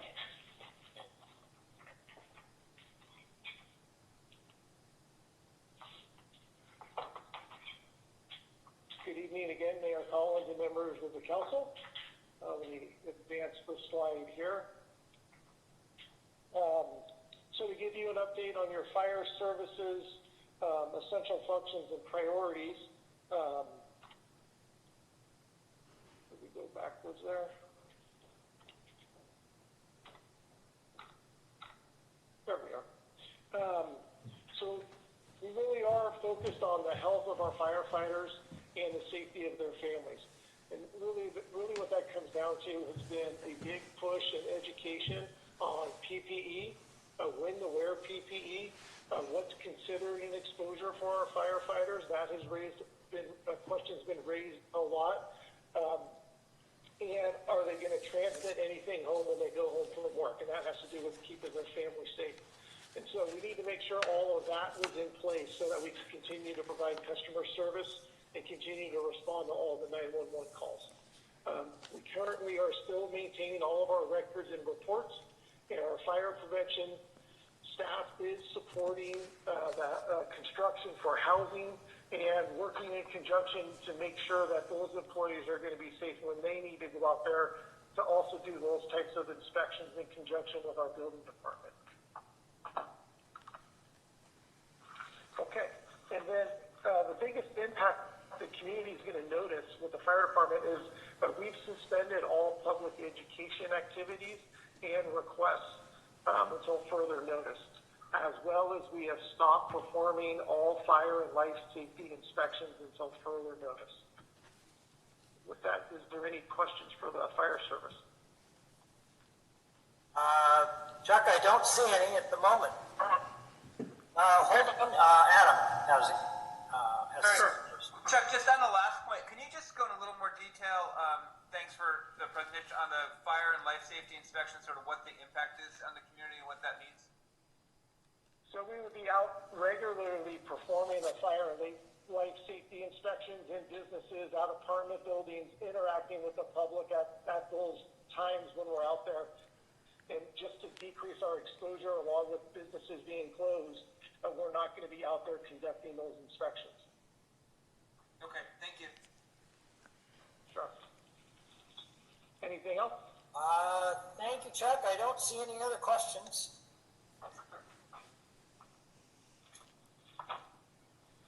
Public Works. Hello again, Mr. Mayor, City Council members, Stephen Uchida. I'm back again. So I'm here to describe some of the essential functions that Public Works actually performs. So staff has and will continue to respond to all the emails and phone calls related to anything that comes into Public Works. Prior to March 17th, we actually had a Public Works staff members kind of located down at the Development Services Center, or the public counter as we know it. And basically they were there to have any face-to-face inquiries with anybody who might have visited the City Hall. The reason why we did that is we wanted to close off the second floor of City Hall as well as protect the EOC as that was in operation. We are continuing to move forward with our design services, our end projects that we might have in Public Works. Our inspections will be prioritized for certainly some of the less complex work that's going on. We're asking all our inspectors to actually utilize kind of virtual inspections or using photographs very similar to what the building inspectors are doing.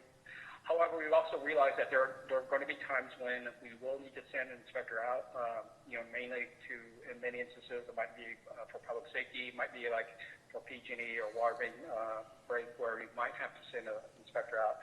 In which case, everybody has been instructed that they need to wear their PPEs as well as maintain that minimum 6-foot separation from anyone on site.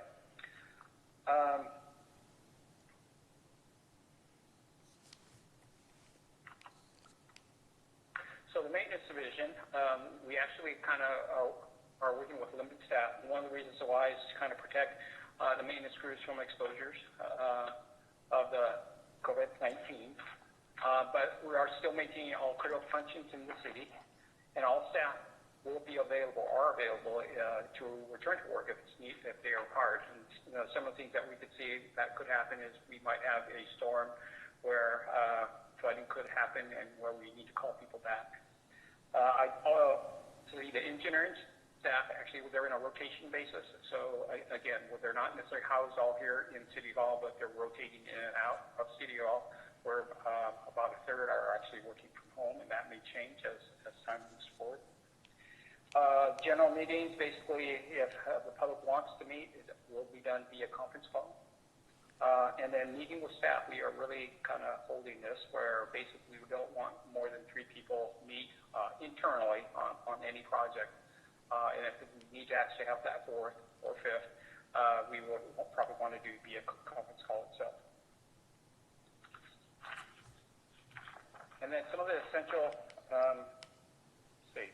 some of the temporary service that we are observing is, as I mentioned earlier, the March 17th, that's essentially when the health order kind of took effect. So we have essentially closed all the public counter service, and so we're not really providing any in-service inquiries any further. Very early on, basically I decided to suspend all city CIP projects.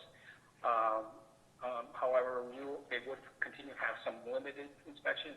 This is mainly to make sure the sites are secure during the work downtime. And then public meetings, all non-essential meetings have been canceled, including the March 17th TNC meeting that we had just last week. However, we also are exploring possibly utilizing Zoom kind of virtual meeting so we could continue on some of these meetings going forward. And with that, I'd have the answer to answer any questions. Thank you, Steve. Laura has a question or two before you. Yeah, thank you. So, Stephen, thank you for the presentation. I appreciate it. Lots of good effort underway.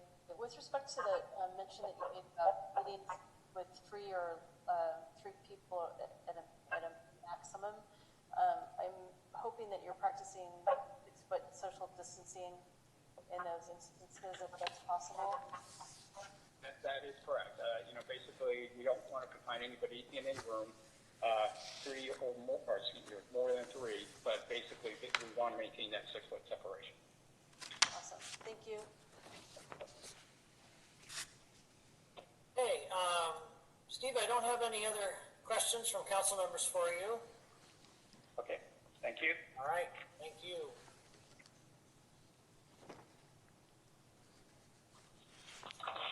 Rebecca.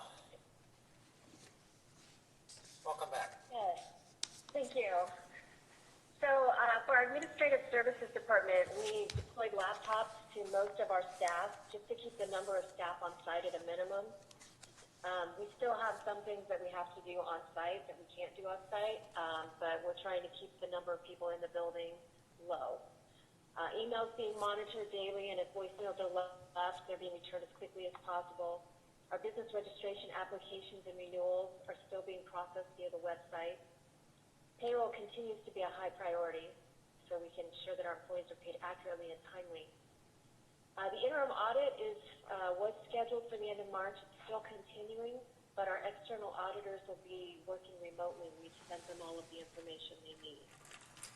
Our AFSCME unit, their memorandum of understanding or their MOU expires this June. So we are still going to have negotiations, but we're going to move those to a web-based platform next month. We'll still continue to file any workers' compensation claims if they come in. Those will be done remotely. and IT has been working tirelessly to support the EOC and the city's essential services as their call center or support tickets come in. They were able to quickly deploy laptops citywide.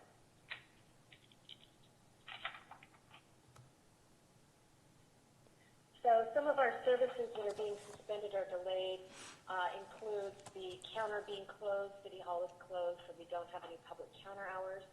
We're also limiting staff meetings to only those that are essential and they're remote. Cash receipts or invoice payments received in person and AR billing has been suspended.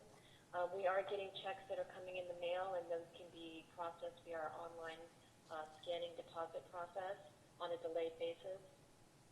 Our AP or our invoice payments will continue on a biweekly basis as invoices are received. And our journal entries and our reconciliations are being done remotely, and they might be delayed. Our recruitments have been delayed or extended. We currently have 3 open recruitments, all with end dates in April. All of our in-person trainings have been suspended. Our claims, our general liability claims, and our ADA complaint processing has been delayed. And our software and hardware upgrades and equipment replacement programs that are not essential have also been delayed. So with that, I'm happy to answer any questions. Thank you, Rebecca. I'm not seeing anybody's hand raised at the moment. Okay. Thank you. So I am next. Are you able to hear me? Okay. Let me see. Crystal, are we going to hear from you now? Are you able to hear me? Let me try this. Are you able to hear me now? Yes. Yes, okay. Go ahead. Okay, so Crystal Moy, your city clerk. Some essential functions that we are continuing during this time. Our department oversees the agenda process for council, and we provide the meeting support before, during, and after the meetings. We also administer the elections for the city, which includes providing assistance to the council and treasurer candidates. We're planning to continue that. We manage the recruitment process for the city's commissions and boards, which also includes the new commissioner orientations. As of now, that is still on schedule. We also serve as the compliance officer for the Fair Political Practices Commission, and the filings for FPPC are not extended. The filing deadlines are not extended, so we are continuing to serve as the compliance officer on that. And we also process the incoming and outgoing mail for all departments, so that is continuing.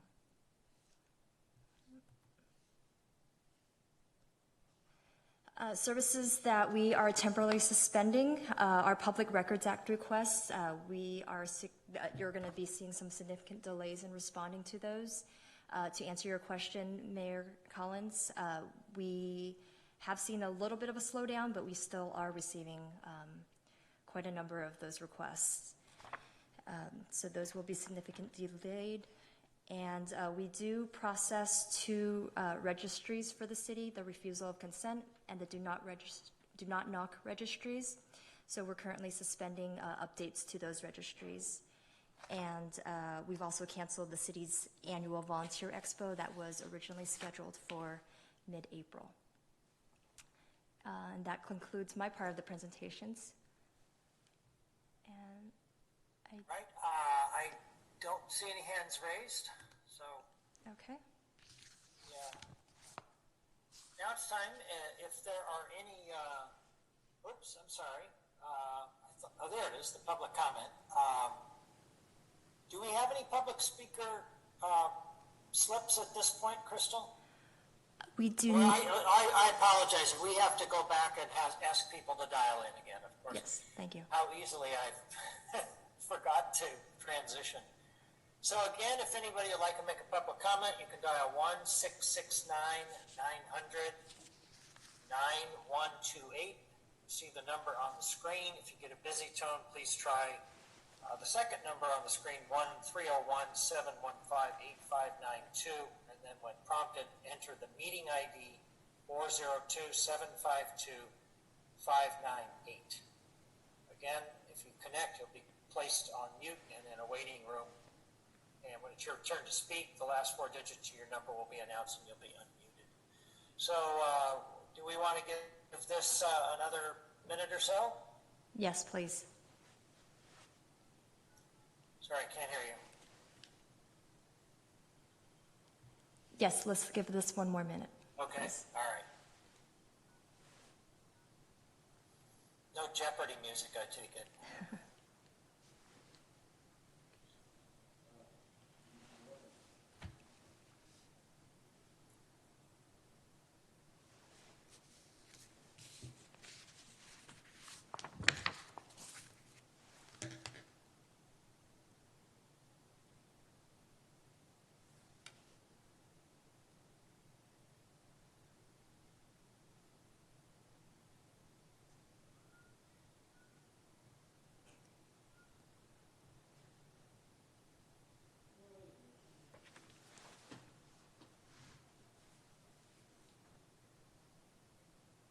Mayor Collins, I'm not seeing any calls come in for this right now. Okay. Thank you, Crystal. I don't have any hands raised at this point. So, do we have anyone else that is going to be presenting to us at this point? No. Or should we be moving on to the next agenda item? That concludes the report, Mr. Mayor. All right, and there's no motion on this, correct? Correct. That's correct. Okay, thank you. All right, we're going to move on to the 8A, which is the new business consideration of appointing representatives to the ad hoc COVID-19 County Update Subcommittee. Yeah, thank you, Mr. Mayor. This item was placed on the agenda last week when the county council had made a determination that we could no longer rotate council members through the elected official calls that the county's putting on for their briefing. We had been rotating members through, the mayor and one other member, every day. They asked us to put a stop to that just because of the potential for creating a serial meeting, which is when information is passed from one person to the next person. Not that that was happening, but just out of an abundance of caution. However, over the weekend, additional modifications to the Brown Act by Governor Newsom have rendered that need moot. So all the elected officials can now participate on the conference call without violating the Brown Act. So that's been taken care of. The council may still want to consider creating a subcommittee of the council in case there is that type of a call that does require discussion, because that's the one thing you're not allowed to do on that call is have a discussion. You're just allowed to listen to the information and ask questions, but no discussions allowed. But if the event should arise, then a subcommittee could be used for that in a limited capacity. But I'll leave that up to the council to make that determination if you feel like that's enough of a potential necessity to create a subcommittee. Thank you. Does anybody have any questions for Jeff before we proceed? I guess the question I have is, do any of you, or would any of you like to be a member of this subcommittee?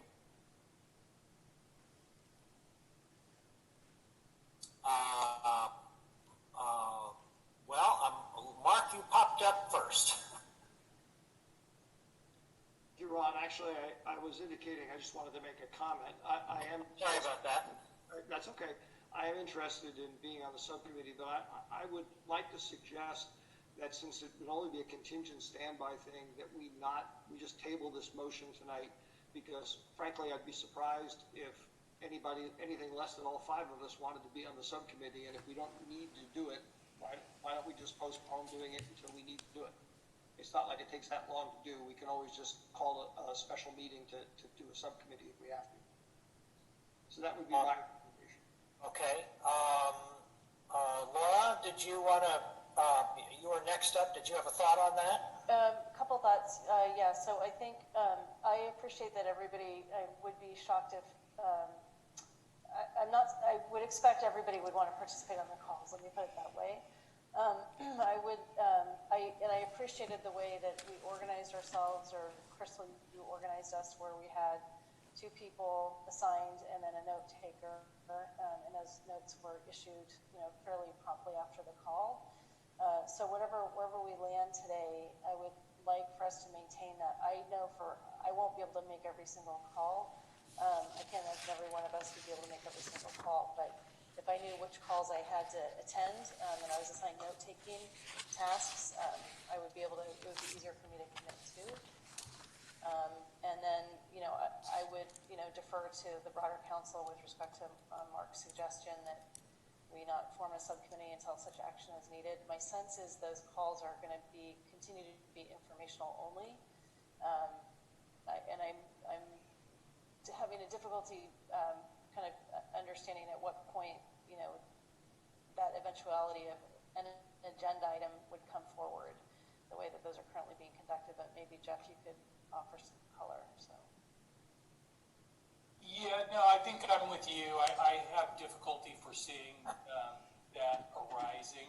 I just wanted to point it out because that was the one area that the governor's modifications made clear that they were not changing. But I suspect that we're talking about a pretty extreme long shot in that regard. But I do like your idea about still assigning a note taker. That might be something that we could help get coordinated for the council, because I agree. I imagine with these calls taking place every day of the week, that one of the 5 of you is likely not to be able to make every single call, and so having those notes put out to your colleagues who couldn't attend, I think would be very much appreciated. Adam, your thoughts? Yeah, I just was going to echo Laura's point that just as long as and Mark's point that I don't think we need to do a subcommittee right now, but just making sure there's some coverage. And because I did find the meeting when I wasn't attending, getting the notes was useful to have, and so as long as we have a process in place, I think that works well for me. Okay. What do you think, Sarah? I agree. All right. Ron, before we leave the topic, since this has to do with the phone call, may I, to the extent that anybody on the dais is listening to us tonight, one thing I wouldn't mind passing on to my colleagues throughout San Mateo County, it's a Q&A channel. It's not really a place for, formulated policy by law, but it's also, I'd love it if people could keep the questions short and succinct and on target, because that way we get more questions done and the time is more useful for everybody, including the county staff, who are very overworked. Yeah, there are some questions that tend to be elongated, but I was impressed today that they did finish the call right at 1:30, so that was good to see. All right. Any other final thoughts? So I guess, Jeff, we're not really going to do that at this point. We'll wait and see what happens, and we'll continue our rotation. Sounds good. And if you hear anything that any of you feel like would require us to revisit this item, please just let me know, and we'll put it on the next available agenda for you. Yeah. Okay, that sounds good. Well, let's move on to 9A. This is it. Do we need to do public comment on this? I guess, yes, absolutely. Thank you, Adam. We do need to do public comment. Yes, give me one we show that second. Public comment slide again, Crystal.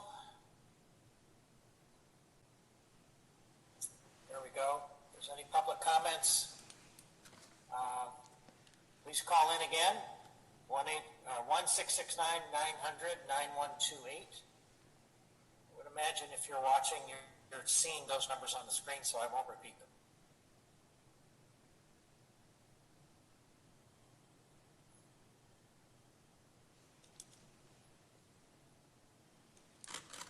If I could carry a tune, I really would do the Jeopardy jingle. I've heard a rumor to the effect that you used to sing at Chicken's Ball. I've heard that too. It's ugly rumor, but true.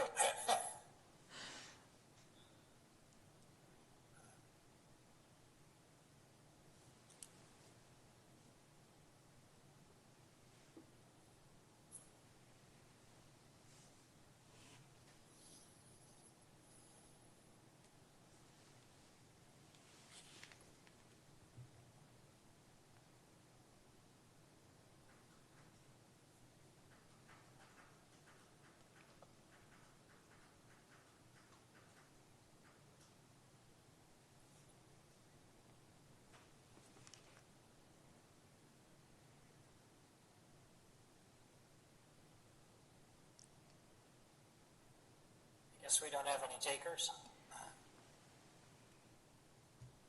I'm not seeing any calls come in, Mr. Mayor. Okay, thank you. Okay, so I think that concludes item 8A. 9A is reflections and agenda setting. Mark, you're first up. Thank you, Ron.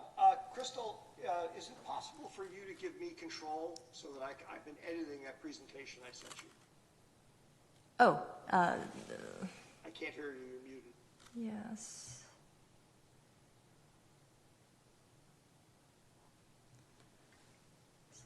I'm juggling multiple screens. So the presentation you provided earlier is not, you have an updated one?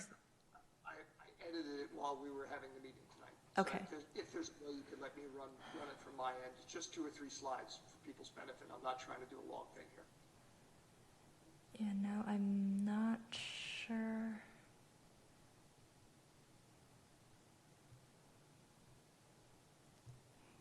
Okay, so you should have control of pulling it up and sharing it now. And I will do a share screen, and let's see, share. Can you guys see it? There it goes. Okay, good, thank you. All right, so basically, I just want to make a couple of points and leave, these are under the general topic of agenda setting, basically about how we deal with issues as we go through this crisis. And I've titled it, What are Council Responsibilities in an Emergency? Hang on a second, let me go to my version of this. There we go, okay. So it's obviously really important that recognizing that emergencies limit our role because speed is of the essence in anything that we do here. And in order to be effective, we have to delegate authority, which is why we granted Jeff and staff indirectly, but Jeff directly, a lot of authority in the emergency declaration. I think that's fine because fortunately we happen to have a great staff, as we saw here tonight with all the work that's been done. But the point I want to mention for my colleagues' benefit is even though it limits our role, it doesn't eliminate it, in my opinion, obviously. We are still in charge of setting policy. In doing that, we need to be careful in this particular situation to not overtax staff during an emergency. You heard me talk before about how I spent a lot of time talking about housing. I'm not planning on spending a lot of time talking about housing for the foreseeable future because we have bigger fish to fry. But the important thing I think for us to recognize is even in an emergency situation where we delegate a lot of authority to staff, there are still policy choices that are our responsibility to make. I've put a couple of examples here. I'm sure you could come up with more. Interestingly, one of the changes I made to this presentation as I was listening tonight is I heard a bunch of us come up with a bunch of things that I'm like, we're going to talk about that. Maybe we ought to do that. I'm sure staff was listening to them and will factor them into their plans, but that's not quite the same thing as us discussing them and saying that's the direction we want to go in. Because remember, at the end of the day, the council is responsible for making policy. That's our job, and we're actually accountable to the voters for those decisions.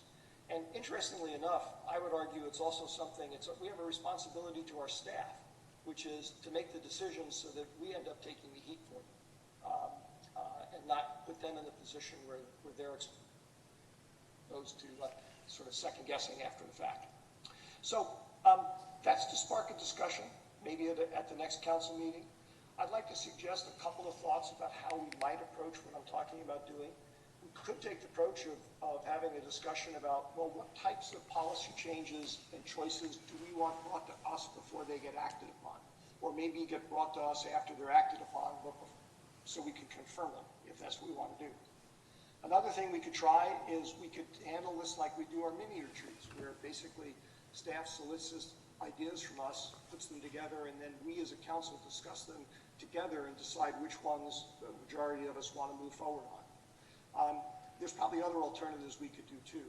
But the important thing is, I don't want us to interfere with staff's jobs at any time, particularly during an emergency. But I also want to make sure that we continue to do ours. And ours is the policy setting choice stuff. So that's some thoughts I wanted to share tonight and see whether or not folks would like to take us up to discuss further at a future meeting. And let's see if I can get back to, or maybe Crystal, maybe you can simply seize control back for me. Yeah.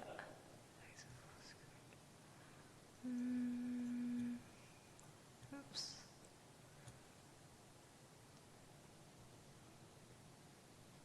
Good, thank you. All right.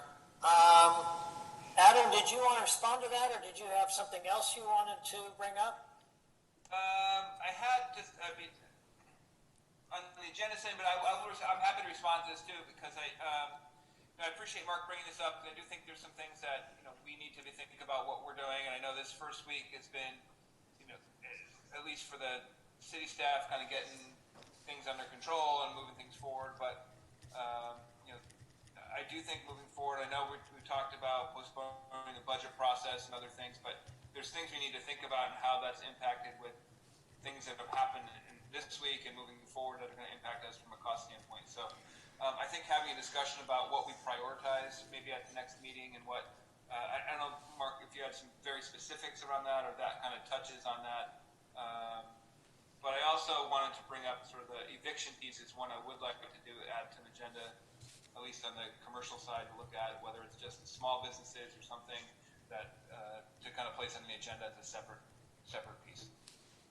Right, I think that would be under an agenda setting item. Which I think we're under now, right? Agenda setting? Right. We are.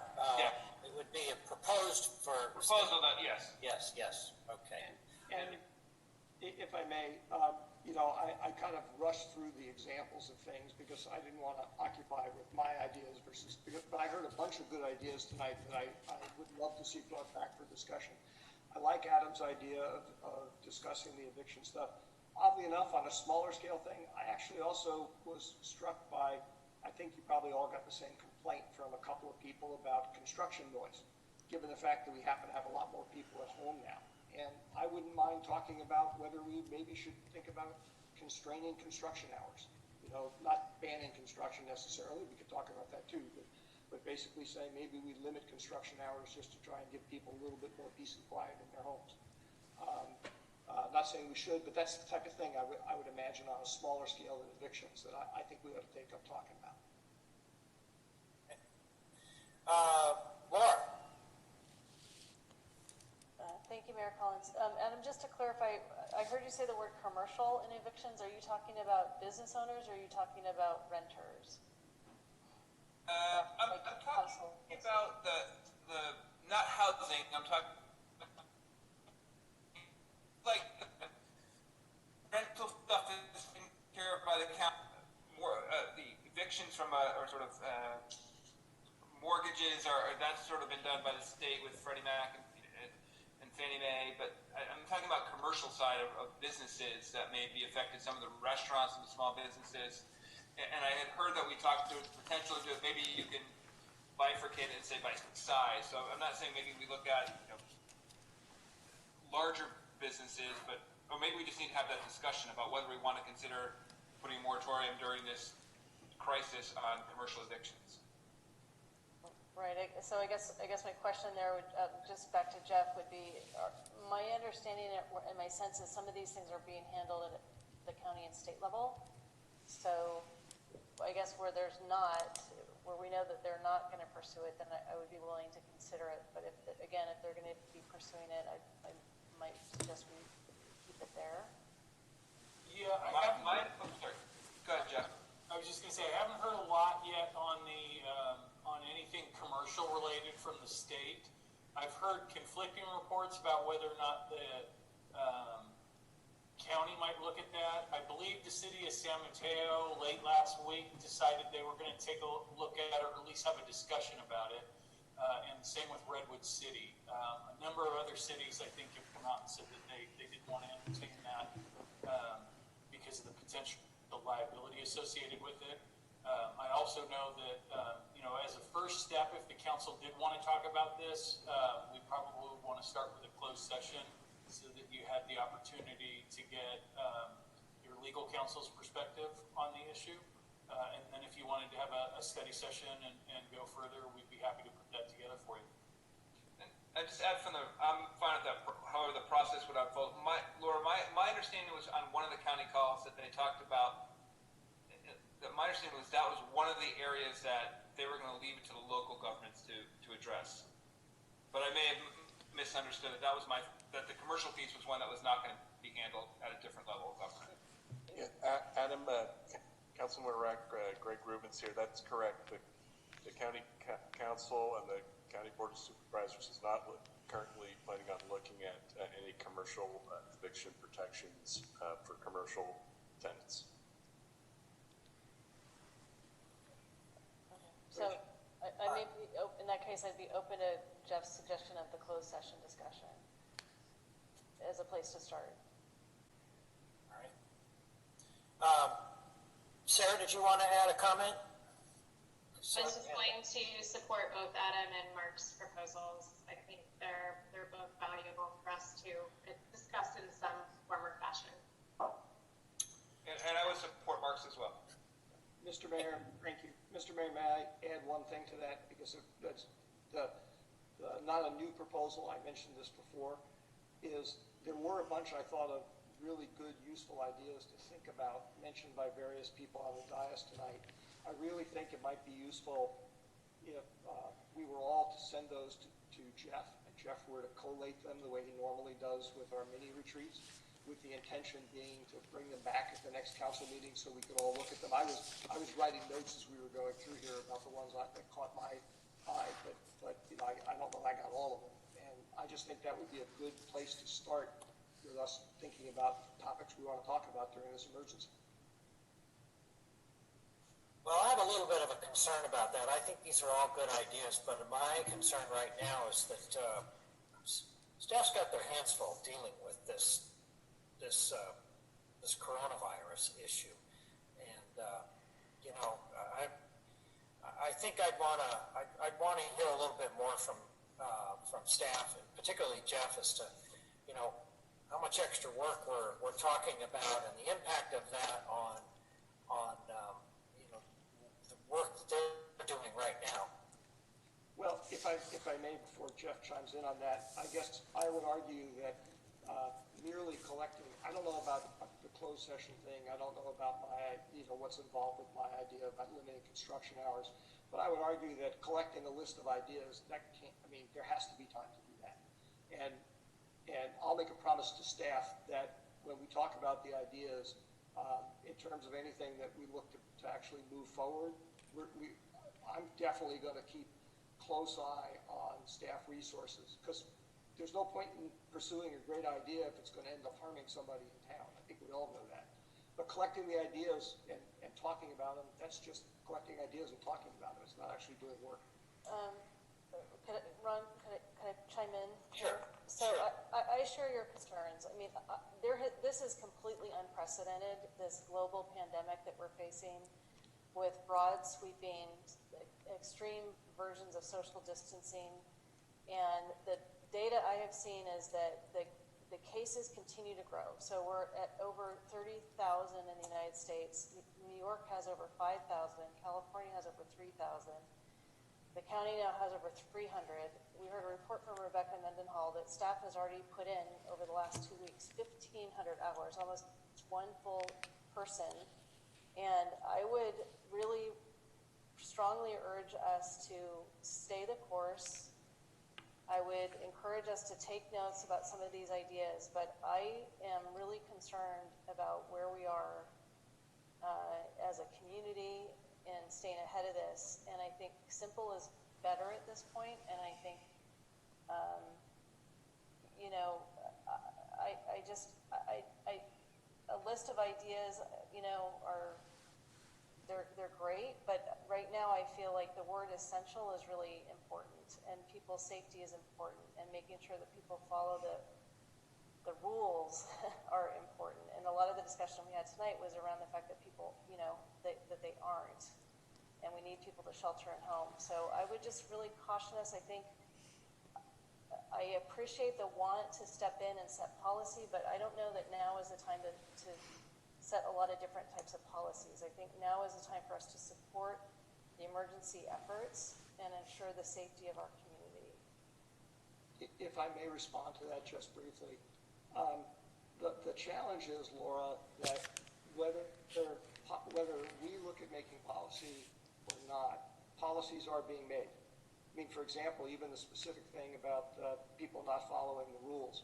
I didn't see staff suggest this. I definitely don't want to be on record as supporting this, but it is not beyond the realms of possibility if the council decided that, you know what, we need to shut everything down and spend a big chunk of our resources that we have in the bank hiring off-duty and retired police officers to go around telling people, get back in your homes. If we really think that's the right thing to do, that's a policy decision. And then the point is that there are always choices that are made in these situations. And it's a question of where they're made and who is making them. And again, I'm not disputing, I think our staff is great because I don't have any qualms about what they're suggesting. But there's a role for policy setting, and that's our job, in my opinion. Mark, I agree with you. I'm just wondering, Jeff, the current order, or maybe Greg can answer this, from the governor lasts through, what's the date, April 7th? No, the governor's current order regarding rental protections goes through May 31st. But what about the temporary shelter at home? Well, that's indefinite right now. The county order goes through April 7th.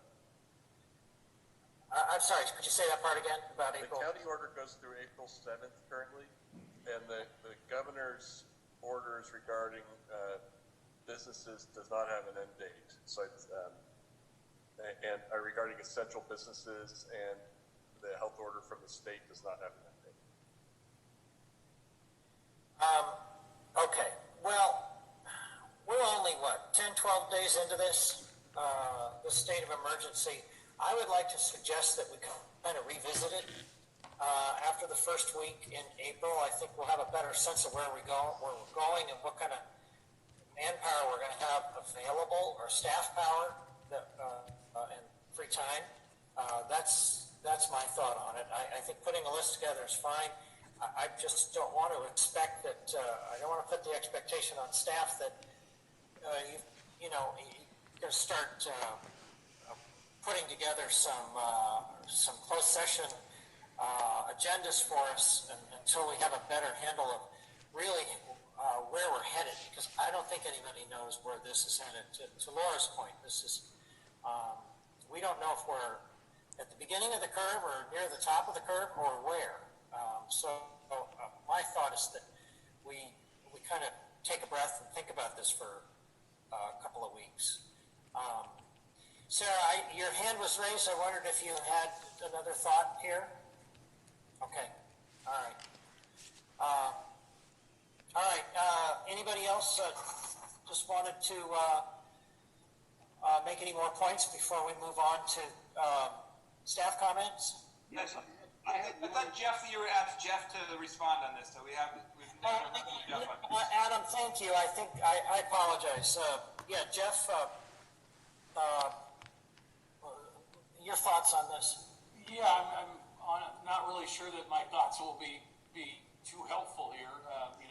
We want to support the council in doing your job. So, to the extent you have priorities and you're expressing them, we're absolutely going to, make that a priority for us and work on it for you. Putting together lists and things, as Mark pointed out, doesn't sound particularly cumbersome to me. resulting discussions may certainly generate and elicit a lot more feedback from me. But it's really just a matter of, priority setting for the council right now and determining, what you want the focus to be and what you want us to work on. And then just by way of confirmation, I did get, I at least thought we got on commercial eviction and construction hours, that seemed like it was universally supported by the council in terms of coming back for action, and I wanted to make sure I got that right, because it isn't as easy to tell under this format as it is in the council chambers. I agree. Mr. Mayor, may I? Yes, Mark, I was going to ask you to just give some more feedback. Oh, sure. Thank you. That's what I had wanted to do. I just wanted to mention two things. One is something that struck me when Jeff was talking. I think that we are very fortunate here. I was very impressed with Mike Gallagher, sort of getting to know him indirectly.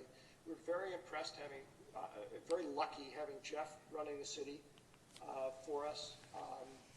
I don't know what everybody else is doing, but I sleep a lot better at night knowing that I've got one of the best city managers around, who's also working hand in glove with one of the best county managers that I've seen in not to insult your dad, Jeff, but I've seen him quite a while in different places. And this is a big emergency, so it's great that we're all pulling together to do that. I do think it's also, I just wanted to reiterate too, it's really important that we need to remember two things. One is that we don't just commit to say, well, let's do all these great ideas because they all sound great when they come back. But the other thing too is that I guess I'd ask staff, and I'm certainly willing to support, the construction hours thing. I don't need 18 man-hours worth of work done on that to have a fruitful discussion.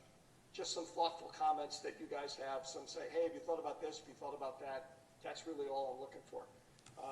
And whether we do anything or not is a separate issue. But again, I just wanted to say that we are blessed by having a really, really great team, and a really, really great leader, and a great leader at the county level too. So that's my feedback, Ron. Oh, and one other thing. You have been doing a great job tonight. I'm very impressed with the way you've been handling this. And I'm very glad that this happened this year and not last year. Thank you. We've only got a few minutes left, otherwise we have to extend the meeting. So did anybody have any other thoughts before we move on to staff comments for city administrative business? Yeah, I just wanted to thank Jeff and Crystal. I know you worked really hard to get this up and running tonight, so there were some technical challenges. The team resolved it. But I really impressed with all of the actions that have been taken, and those reports were lengthy but reassuring at the same time. And I do appreciate your comments, Mark, about policy. I think we have a different view of what policy is right now. I'm just really concerned about the epidemiological data, so I hope the rest of the council appreciates my expressed concern around trying to get first things first, and then once we do that, then kind of righting the ship. So that's the spirit with which I made those comments. All right. Jeff or Greg, any other things that we should know? I just want to thank you, Mr. Mayor, and everybody on the City Council. You've all been really fantastic to work with the last couple of weeks. Your comments of support, personal and directed to the staff, have really been appreciated. I know that this is a very unprecedented moment for all of us, and in many ways it's scary and unsettling. And the way in which you as our city leaders have conducted yourselves in your business is very reassuring for us here at City Hall, your staff, and very reassuring for your community. To our community, they've been just really wonderful to work with and so supportive, not only of our staff and our operations, but of one another in the community. And, I know we're all processing this at our own pace and in our own ways. Personally, graduations have been disrupted, and weddings have been disrupted, and vacations and travel plans, and even memorial services for those that have left us. We've never really seen anything like this, and we're all processing it in different ways. It's very much like going through the 5 stages of grief, and we're all going to go through those stages in different orders and at different times, both ourselves on this city team and also all those folks living and working here in San Carlos. And just want to remind everybody to be kind to one another, to be willing to put ourselves on a timeout when we feel that frustration growing, and it's, we're all going to have that moment. We already haven't experienced that moment. It's coming for each of us individually, and to just recognize that, to step away rather than to escalate, catch our breath, and then re-engage with what it is we're doing. Wanted to echo the county manager's comments earlier that our supply chains are not interrupted. Groceries and goods are still flowing into the community on a normal basis, and ask that we, please be mindful of adjusting our buying habits back to a normal level so that other folks in the community have the opportunity to buy the usual products in the usual amounts that they buy, knowing that, you'll have the opportunity to go back to the grocery store when supplies run low. And that we're going to continue to do everything we can here at City Hall to support our community in their efforts to deal with this emergency in every way possible. So thank you all very much. I know it was a very lengthy report tonight. You really hung in there with us, but we wanted to get that information out to you and out to the council. And it's just amazing to think how much of the world has changed since the last time we held a council meeting, a regularly scheduled council meeting anyway. It's almost remarkable. I feel like I've almost lived a wholly new lifetime since then.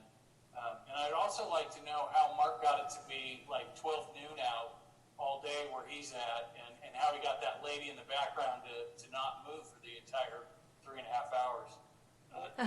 You should see the Warp Drive one that I almost used instead, but I figured it would drive you guys crazy. Yeah, I think the CDC should talk to you. I think you got this coronavirus thing whipped if you can do that, right? Well, thank you all. I thought staff just did an outstanding job tonight. I am really impressed. We're all dealing with this. We're all trying to figure out, what the best way forward is.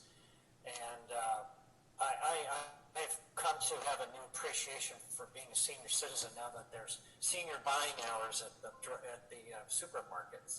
What a great idea that is. So, Mr. Mayor, if I may make a request, I think that perhaps we ought to close this council meeting. This just occurred to me. We ought to close this council meeting in honor of our hardworking staff, just in recognition for.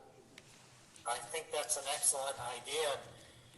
This is my 4th time today on Zoom, so I think this is going to become the way of the future, at least for a while. All right, thank you all again. If there's nothing else, meeting is adjourned. Good night, all. Good night. Thank you.